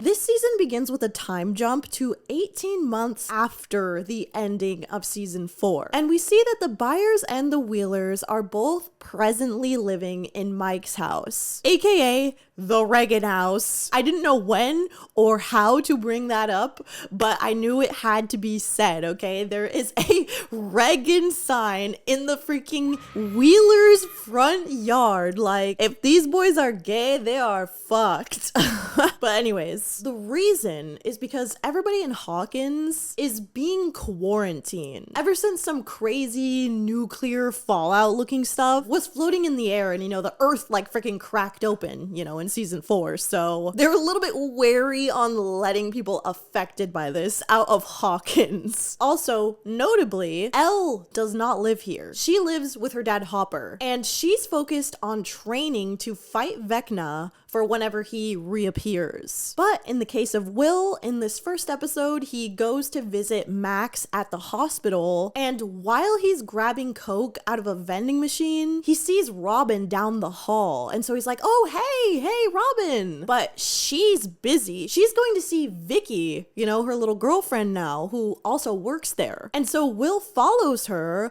only to discover, gasp, lesbians. They are lesing out hard, and Will is utterly shocked by this. So much so that he drops his Coke can on the floor and it starts spraying all over like a leaky faucet. And Robin, hearing this Coke explosion, runs out just in time to see a glimpse of his little bowl cut. And she goes, shit. Then 47 minutes into this episode, mind you, we get our first and only interaction between Elle and Mike. And I'm not joking. They have barely anything to do with each other for the next 3 episodes. But their interaction is as follows, okay? They hug each other lovingly, then they talk to each other on the roof of the radio station, first about Dustin, then about Vecna and how they need to defeat him. Which leads Elle to ask, what happens then? You know, what happens after Elle defeats him? And Mike immediately starts explaining what he thinks is going to happen in D&D terms. He says, in my campaign, if we win, everyone has a happily ever after. And Elle asks him, happily how? And he says, usually the party doesn't return to their village because too much has happened. So they travel to a faraway land, somewhere beautiful with like 3 waterfalls. And they all start again together. And Elle asks him, does he really believe that? Does he feel like that could be real for them? And he says yes, besides the 3 waterfalls. Then Lucas comes and interrupts them and says, hey, lovebirds, we're almost ready. And listen, y'all, some of you might think that I'm delusional for saying this, but that whole entire interaction could have easily been platonic. Mike kept referring to the future as for everyone together, the party. That did not sound like he was talking about just the 2 of them. And they didn't hold hands, nor did they kiss. Meanwhile, the other couples in the show have already been established in this episode. There's no doubts about Joyce and Hopper being together because they're flirty, cute, and kissing 30 minutes in. There's no question about Lucas and Max being together because Lucas is right there for her and reflecting on their memories. There's not even a question about Nancy, Jonathan, and Steve, okay? Nancy is very clearly with Jonathan, but feeling conflicted about Steve. That is made very, very evident. So, what is with the ambiguity of Elle and Mike's relationship? Why leave that open for interpretation at all? Especially if you, the writers of the show, know that there's a lot of people holding out hope that there is going to be a queer relationship between two main characters. Now, why would they do that? And besides Lucas referring to them as lovebirds and them having no reaction to that, nothing about this screams, oh yeah, this couple is so in love, they are endgame. Meanwhile, for the entirety of the other episodes, we have Mike and Will together constantly. Anyways though, Mike's mom and dad end up getting royally cooked by a Demogorgon because on their search for Vecna in the Upside Down, some stuff went awry, some Demogorgons got out, and Mike's dad literally gets thrown through his closet, destroying it, which is perhaps a whole other conversation that we could have in regards to the queer imagery in this show. And speaking of this closet, in season 4, we see Mike reading Elle's note in front of it, and there's this sign that is very clearly a one-way arrow that is pointing into it. So to have that one-way sign there, now for it being demolished in season 5, it's kind of like the jokes write itself. Like, people say Mike Queeler, you know, I don't wonder why. But moving on, the show also establishes that Will has been able to see through the eyes of Demogorgons and Vecna due to some gross, like, unspeakable, spooky link between them. But basically, Will is sort of like an antenna that can receive info from Vecna. They're so connected, but they don't know how that can help their situation yet. Meanwhile, Mike is at the hospital considering both of his parents just got clapped, and he's getting a coffee out of a vending machine. And as he's walking away, he pauses and looks through a window where he notices a copy of the book A Wrinkle in Time. But the camera slowly pans over an incomplete rainbow puzzle as we make our way over to it. Okay, well, that's the second time a character has gotten a drink out of a hospital vending machine today, and the first time something gay happened. Now the second time there's this incomplete rainbow puzzle. And like, okay, you know, I can't confirm necessarily if this means something, but they could have easily had Nancy discover that book. She's literally always uncovering mysteries. She's a freaking reporter and already was able to discover a fuck ton of secrets about Vecna in season 4. So why are the two boys that have this like interesting gray area friendship the ones that are having parallel scenes here? It's a choice, you know, simple as that. As Sean Levy says, there's very few mistakes in Stranger Things. But moving on, Will and Robin go on their own side quest against Joyce's wishes to try and connect Will to the last known location that Holly, Mike's little sister, was before she was kidnapped by Vecna. Again, I'm sorry, there's a lot of plot happening here, but Holly, Mike's sister, has been kidnapped. That's all you need to know. But this is when Robin asks Will if he was at the hospital later, and if so, what did he see? And Will completely denies being there at all, which clearly makes Robin nervous. So she goes on to try to cover her and Vicky's relationship up, saying, she's my friend, we're friends, good friends. But some people might not understand our friendship. And she subtly asks Will, like, if he did see something, that he please keep it to himself. But he just again doubles down saying, I don't know what you're talking about. Then the next day, Robin and Will team up again to go back to the hospital and steal some benzos because they need to drug an entire family and kidnap one of the kids in order to prevent him from being abducted by Vecna. But they get into the hospital, right? And they're trying to sneak into a specific old lady's room when Robin notices Vicky's there and she cannot run into her right now because she promised that she would take her out to dinner later, but now since she's getting entangled with all these kids' drama, she doesn't have time to do it. She's gonna have to make him an excuse. So she's all worried about this, and Will says out of nowhere, well, you could always just kiss her again. And Robin is like, fuck, I knew that was your fuck ass bowl cut. I knew it. But she quickly regains her composure and she jokingly asks him, did I look like I knew what I was doing? And Will says, yeah, to me, which pause. What I'm hearing from here, the insinuation that I'm feeling in the air is that Will has never been kissed before. And if that's the case, please let him kiss a boy, please let him kiss Mike. But Will goes on to ask Robin, how did you know that Vicky wanted to make out? To date? And listen up, this is so important, lock in right now. She says there were signs, such as a brush of the knee, a bump of the elbow, and a shared look. And all I have to say about that is LOL, because we have already cleared that entire list long ago. We cleared that fucking list between these two in season 4. And that's not even counting anything that happens this season yet. But my point is, based off of those signs that Robin just listed, we actually don't even need to see what the hell these two are gonna do with each other this season. We've already seen those signs. But she goes on to say that it all just kind of accrued. Quote, like a snowball rolling down a hill until it was obvious. And Will eagerly says, how obvious? And she says, let's just say the snowball became an avalanche. And then we see Will look away and think about this. Pause. You guys, I have so much to say about this, but let's just start with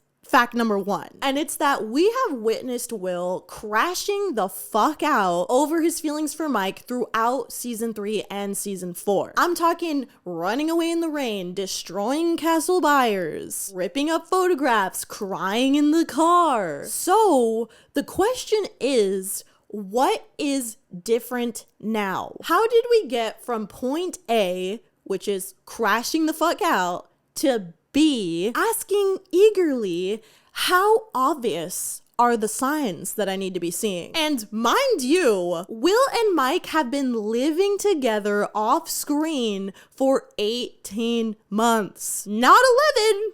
Just saying, it makes you think. And hey, not to even mention, but this Nancy Wheeler book just came out about her own little investigations, and it kind of fills in the time gap a little bit here between seasons. And there is a line written in this book where Mike specifically asked for Will to stay in his room, and his mom is like, no. And he says, oh, I don't mind. It'll be like, I don't mind at all. It'll be like a sleepover. Hang on, let me find this page. Okay, here it is. Awesome, Mike said.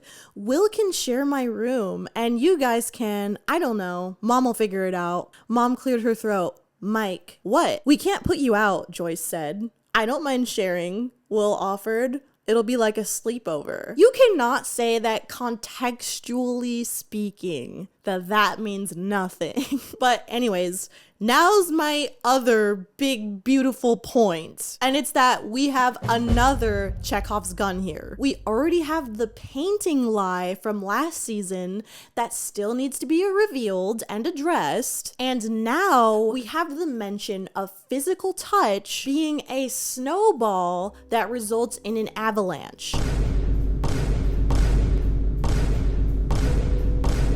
And seriously, right now, ask yourself, why are the writers drawing our attention to this? Is it because they don't want us to look for signs that Mike might like Will back? No, it is the exact opposite, my friend. And you know what? Actually, I would say there's like 3 Chekhov's guns here. Guns are a-blazing, because the lie of like the painting will also have to come with a love confession. That is something that is inevitable. Will is gonna have to admit the reason why he lied about it in the first place. But let's go ahead and move on to episode 4. In this one, Mike and Will have to go on a mission with Robin and Lucas to save kids that are being kidnapped by the government. Why, you may be asking? Because Vecna. But basically, they're planning to break through one of these underground tunnels to get them out of the military base. And they're planning this out when Robin suddenly pipes up and just says, "Dick." And the two of them, Mike and Will, are specifically the first to react to this and be like, "What?" And Robin goes on to explain that she's thinking about a movie called The Great Escape, where the characters named Tom, Dick, and Harry are stuck in barracks and have to dig tunnels to escape. And in the movie, the tunnel that is hidden in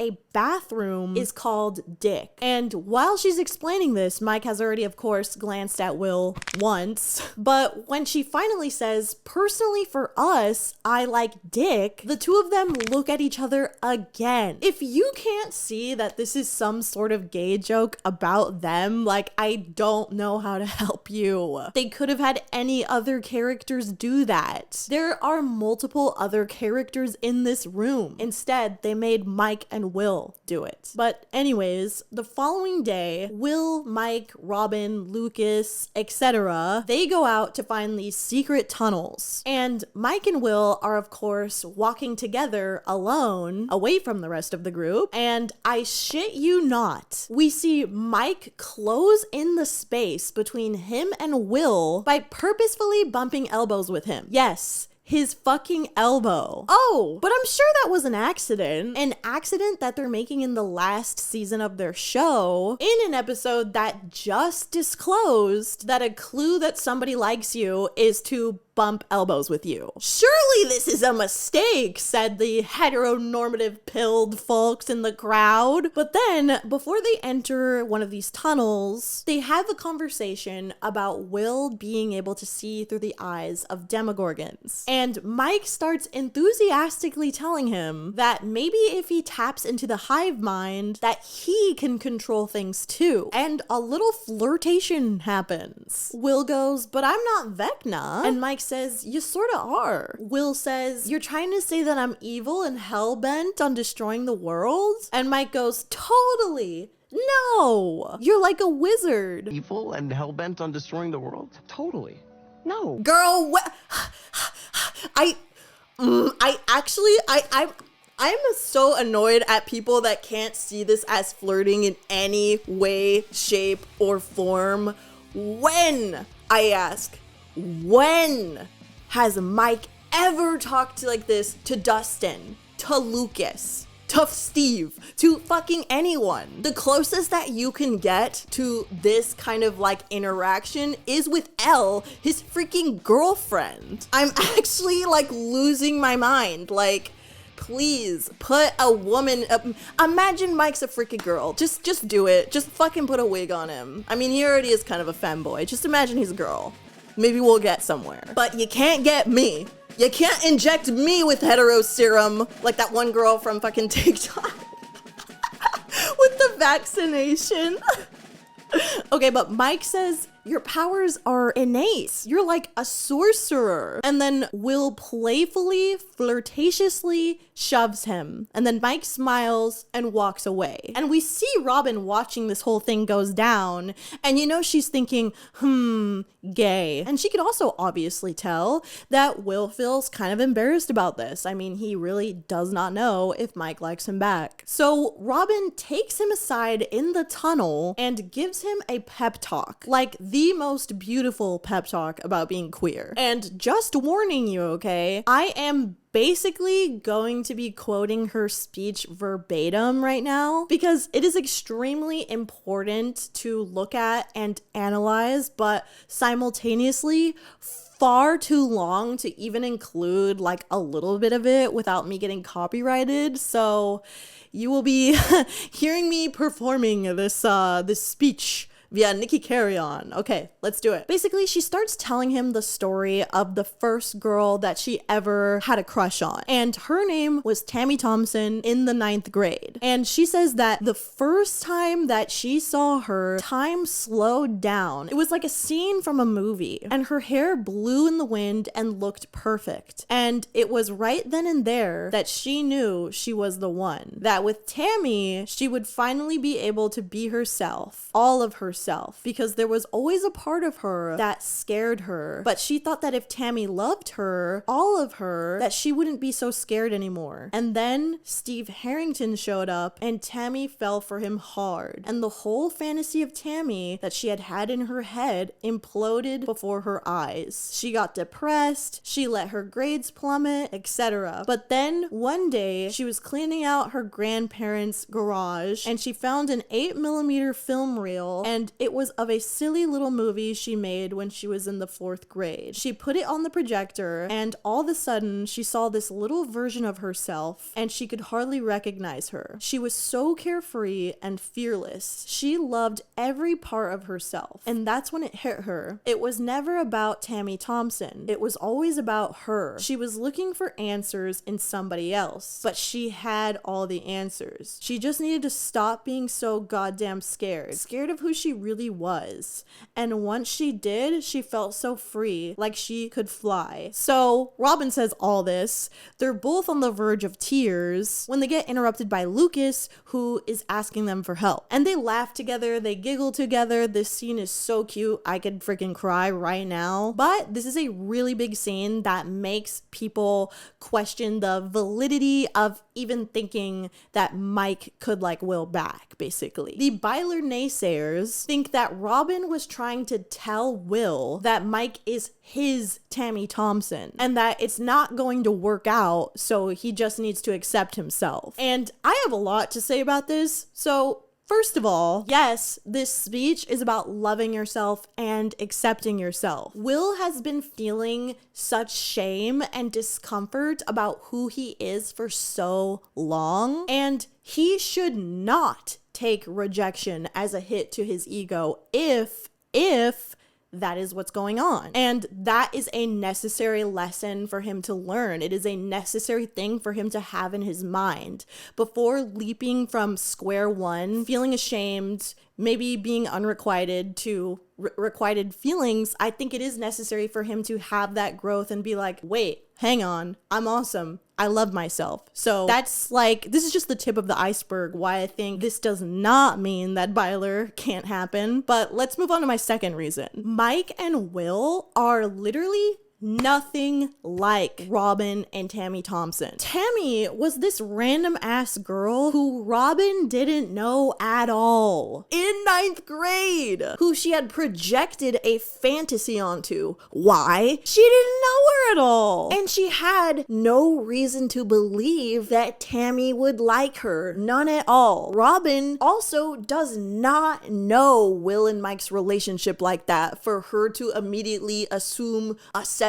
and know that those two are not gonna work out. I don't even think she's ever like talked to Mike. I'm trying to think of a scene where they talk to each other. She low-key barely knows them at all. She just became friends with Will, and Will has known Mike since kindergarten. They're best friends. They know each other extremely well, and they have everything in common. And by the show's own standards that they just set this season, Mike has shown interest in Will. They have just spent 2 seasons establishing their friendship that was already very close as something even more special. A brush of the knee, a bump of the elbow, and a shared look.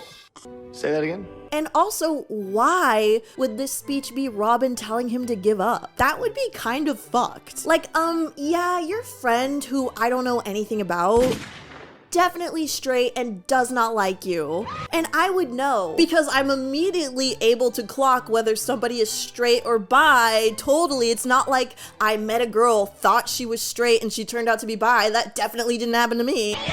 Like, no, this speech was for Will to accept himself no matter what happens. It does not automatically mean BYLER cannot happen. The show itself has not even given Mike the chance to confirm or deny any of this. We cannot assume how he feels. The show is purposefully withholding Mike's perspective. They're waiting to tell us the truth of how he feels, whether that be a, you know, I don't like you like that, or a, yeah, I have always loved you back. But my point is, we need to let the boy speak for himself. I'm tired of everybody just saying, no, Mike's straight. No, he's obviously straight. How do you know that? You don't know that. Like, you getting so defensive and weird about it makes me feel like you're a little weird. Okay, sorry, let me get off my damn soapbox though. Right after this beautiful, heartfelt speech, Robin asks Lucas and Mike, did you finally hit dick? And Lucas says, hit the dick. And Mike says, let's just hope it's not too hard. What?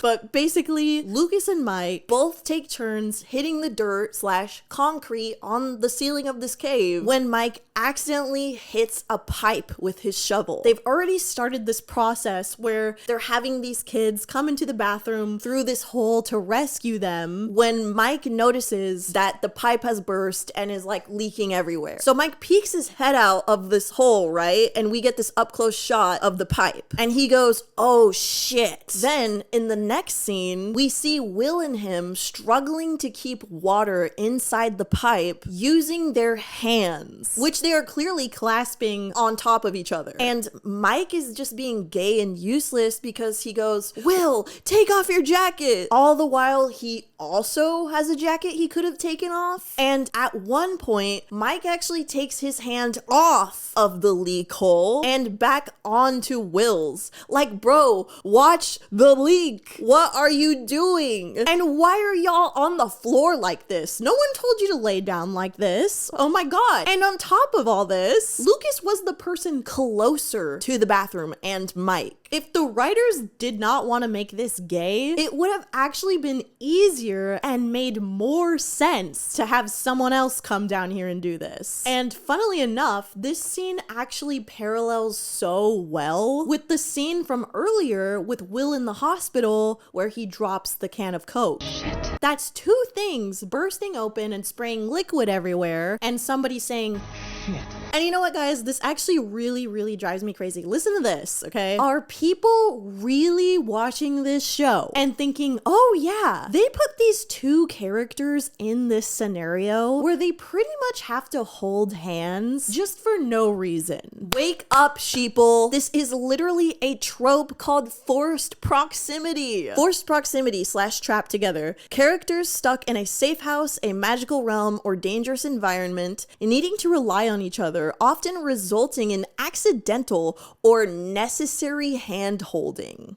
Accidental, necessary hand-holding. But anyways, soldiers catch them doing their whole child-saving operation, and Will, Mike, and Joyce get taken into the military base. And this is when Will gets another little spine chill, and he realizes that Vecna must be near. Right before seeing through the eyes of a Demogorgon and ominously letting his mom know they're here, blah.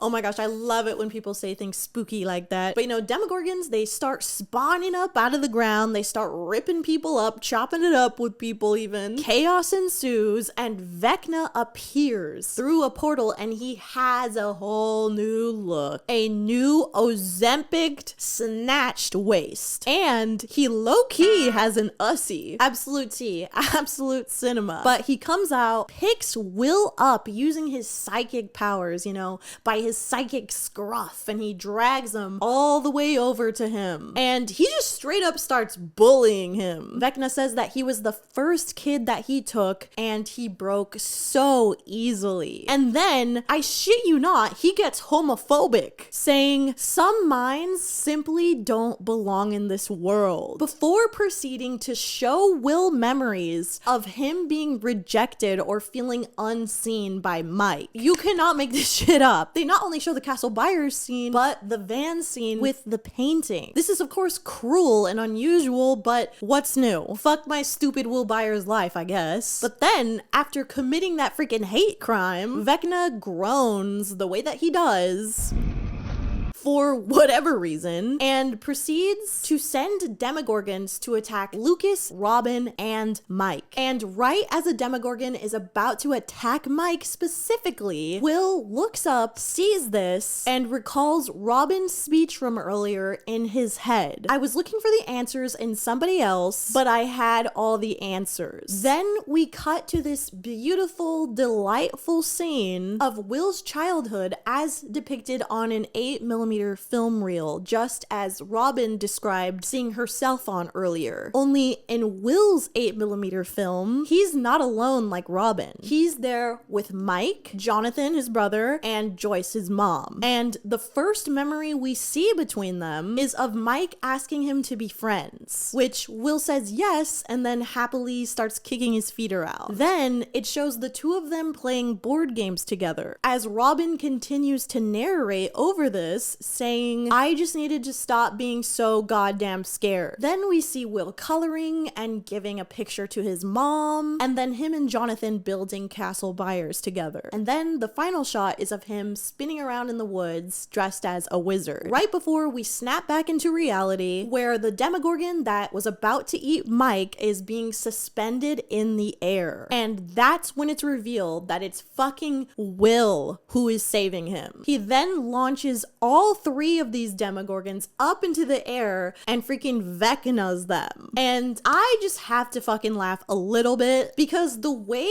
Mike sees Will in this scene looks like that one Lego Batman gif that gets abused in every comment section. Also, I can't believe that I'll never relive the joy that I felt while watching this scene again. I actually stood up, leapt in the air, clapped, and said, yay! And I could not believe my eyes as the cliffhanger ended right there with Will looking straight into the camera, doing one of these, like wiping his nose blood away. Mind you, he's still looking at Mike, so if Mike, if BYLER is canon, this is a crazy, crazy moment for Mike. Like, this has to be a lot for him to be seeing this. I simply can't even contain my excitement about this, because what do you mean Will being gay and his gay love, his gay pride, his gay feelings for Mike literally saved the day, saved everyone. Being gay, being vulnerable,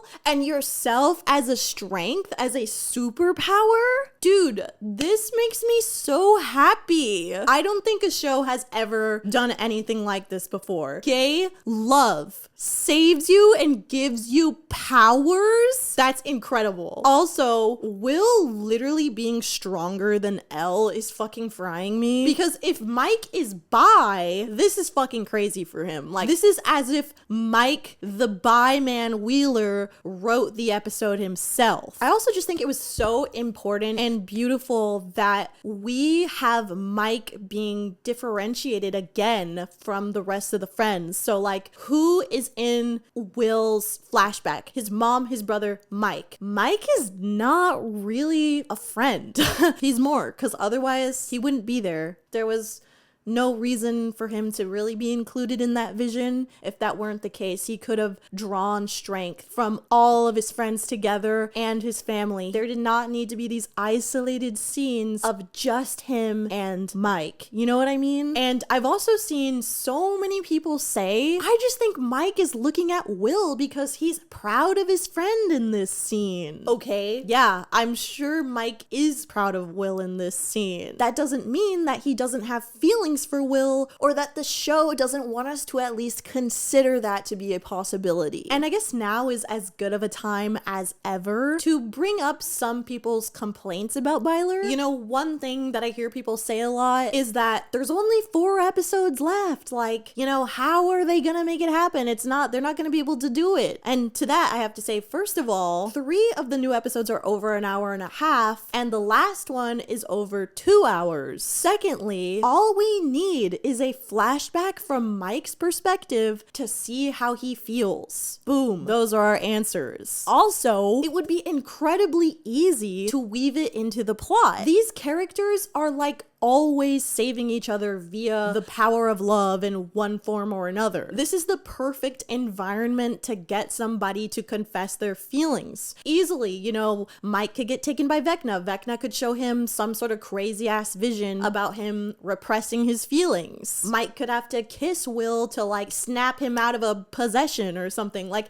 it really is that easy. And honestly, they don't even have to do all that if they don't want to. We could simply check off one of the guns in question and just address the painting thing. I also hear people say, what about Elle? Like, this isn't fair to her. And to that I have to say, my brother in Christ, she needs that man like a goldfish needs a bicycle. Like, seriously, she is clearly better without him in a romantic relationship. And if my hypothesis and a lot of other fans' hypotheses are correct, they may have already broken up off screen and already are just on good terms as friends, because what we've seen so far in these first 4 episodes, you know, just that hug and the talk on the roof, like the energy was not there as far as like, oh, this is an endgame couple, like something feels different about them. Like, mind you, this was the couple that could not stop making out in the beginning of season 3, so. But hey, also, even if they haven't broken up, they can go the route of like not even being bi, just say he figured out that he was gay, and saying, hey, I'm gay is like a fantastic reason to not be in a relationship with somebody of this the opposite gender. I'd say that's plenty of good enough reason to go back to being friends. Also, I almost forgot, just touching on that note that maybe they already broke up. Remember how I mentioned earlier in season 4 that there was all this stuff about Mike in Elle's room, like her little shrine to him and stuff? Well, in season 5, her room has nothing to do with Mike at all. And I mean, I'm sure you could argue like it's because they moved and she doesn't have her stuff anymore, but I feel like the series very much has always put things in these kids' rooms to be intentional, and it's not like Elle has had 0 times 0 days to put anything up on her walls. It's literally been 18 months. So the fact that there's not a single trace of her boyfriend in there when it used to be so prevalent, I think is a really huge indicative sign to where they're at presently. And my last major point here that I want to say is that if BYLER is not canon, I really do think it is the worst case of queer baiting I've seen in the last 10 years. And it might even be the worst queer bait of my whole life. It's not even a queer bait, it's a rage bait at this point. And I watched Supernatural, okay? I was there when Destiel blew up. This show has a responsibility to follow its own ethos. And what I mean by that is, if it's not canon, it is their job to shut this down. It should have already been shut down. For example, the creators of Wednesday publicly stated, hey guys, sorry, there's not gonna be a lesbian romance in this show, okay? That is responsible. They didn't want to make everybody disappointed and sad like the way so many shows have, okay? That is what should have been done already at this point. Everything about this show too has very much been built around the idea that like, this is for the outcasts, this is for the air quotes freaks, this is for the people that have been discriminated against, that have been hurt, to make them feel empowered. Now, as we act in the continuing narrative of Stranger Things, we 1983 Midwesterners will repel bullies. We will shelter freaks and outcasts, those who have no homes. We will get past the lies. We will hunt monsters. And when we are at a loss amidst the hypocrisy and the casual violence of certain individuals and institutions, we will, as per Chief Jim Hopper, punch some people in the face when they seek to destroy the meek and the disenfranchised and the marginalized. How empowering would it be for not just the adults who love the show, who are watching it, eating it up, who are queer, not even queer, just want to see this love story unfold, but for the kids that are growing up right now for them to see it, incredible. This would do so much for so many people. Like, I genuinely think this is so important. It also would force such a huge audience to really think about the way that they perceive romance and the way that they assume everybody's sexualities. Like, there is not a slow burn like this on TV. There's nothing like this. I personally think all signs lead to BYLER, and it should be what happens. Otherwise, I have major beef with the Duffer Brothers. Like, that's pretty unforgivable, man. So with that, I will leave you quotes from castmates that make me believe, like, damn, like, you guys are all in on this. Firstly, we have Noah Schnapp saying that fans will be satisfied with the conclusion for BYLER. There will be, you guys will be satisfied. Then we have Noah saying that BYLER is something that the Duffers have been building up. BYLER is just at its peak right now. They're building that up, so definitely ship that. Guys, my lights just went out, but I have one last thing. Okay. Then we have Sean Levy, you know, the director of these gay-ass episodes, being supportive of BYLER, and his daughter right now, like presently, liking and reblogging a bunch of posts talking about BYLER Endgame and thanking Sean Levy for BYLER Endgame. I don't know. It's interesting. It's interesting. There's so much that we could go into detail about, truly, like Netflix search gate even that's happening, where if you look up BYLER Endgame, Stranger Things comes up, and then if you look up Malevolent Endgame, nothing comes up. It's like, these are all just kind of like funny little things, and it'll be interesting in the end when we find out, you know, whether or not this is Endgame. Like, if it meant anything, like if there really is like some Netflix employee that's just like fucking around. But thank you guys. I will be reading the patrons now. Thank you. Base nerds here. We got Faye, Ruth M, AJ, Ahila, Alexandria, Amanda Roberts, Amelia, Anna Stanton, Boogmutt, Baka Ramstein, Baldur's Babe, Bioket, Bahu Babe, Boney, Bubbly Fox, KCH, Cecil, Kirsty, Clyde, Dimmy, Dory, Emin, Emily O, Georgie, Grace Squiggle, Helen Miretz, Hudson Cruz, Jake Gross, Jeremiah, Julia, Caitlin Payne, Kat K, K Money, Kelly Jorgensen, Key Caballero, Kiwi Me, Lane, Lauren, Laylabot, Levi Rogers, Lola Cat 18, Lucha Dork, Mackenzie Maddox, Maddie, Malena, Mia Martinez, Miffy, Melina, Nasta Crochets, No Period, No Cantaloupe, Nug, Ocean Nevermin, Pop Smats, Rachel Stanley, Sabrina AG, Salem, Skylar Host, Skylar Rose, Stella Enrique, Sweet Ishigo Art, Taki, Vanessa, Viner, Wyatillion, Zayla Bobela, Yassi B, Cameron Geiger, and cool nerds here, Abby, Annalise, Brooke, Chola Dupont, Coochie Slayer, Jesus, Joaquin Aladore, Joshi, Kirby, K-Jax, Linton Johnson, Maddie Rockowitz, Maribel Luna, Marley, May, Rennie Poo, Ricky K, Roy Salgado, Sean McLeish, Serenata Wright, Zubob, Zugi E, and that is everyone. Thank you so much. Oh my gosh, that was crazy. This video is over 2 hours. That is not crazy because it's long, but crazy because I made it, I think, in approximately 2 weeks. I was working on other things before this, before things got strange, Stranger Things even. Thank you so much for watching. Love you. Bye.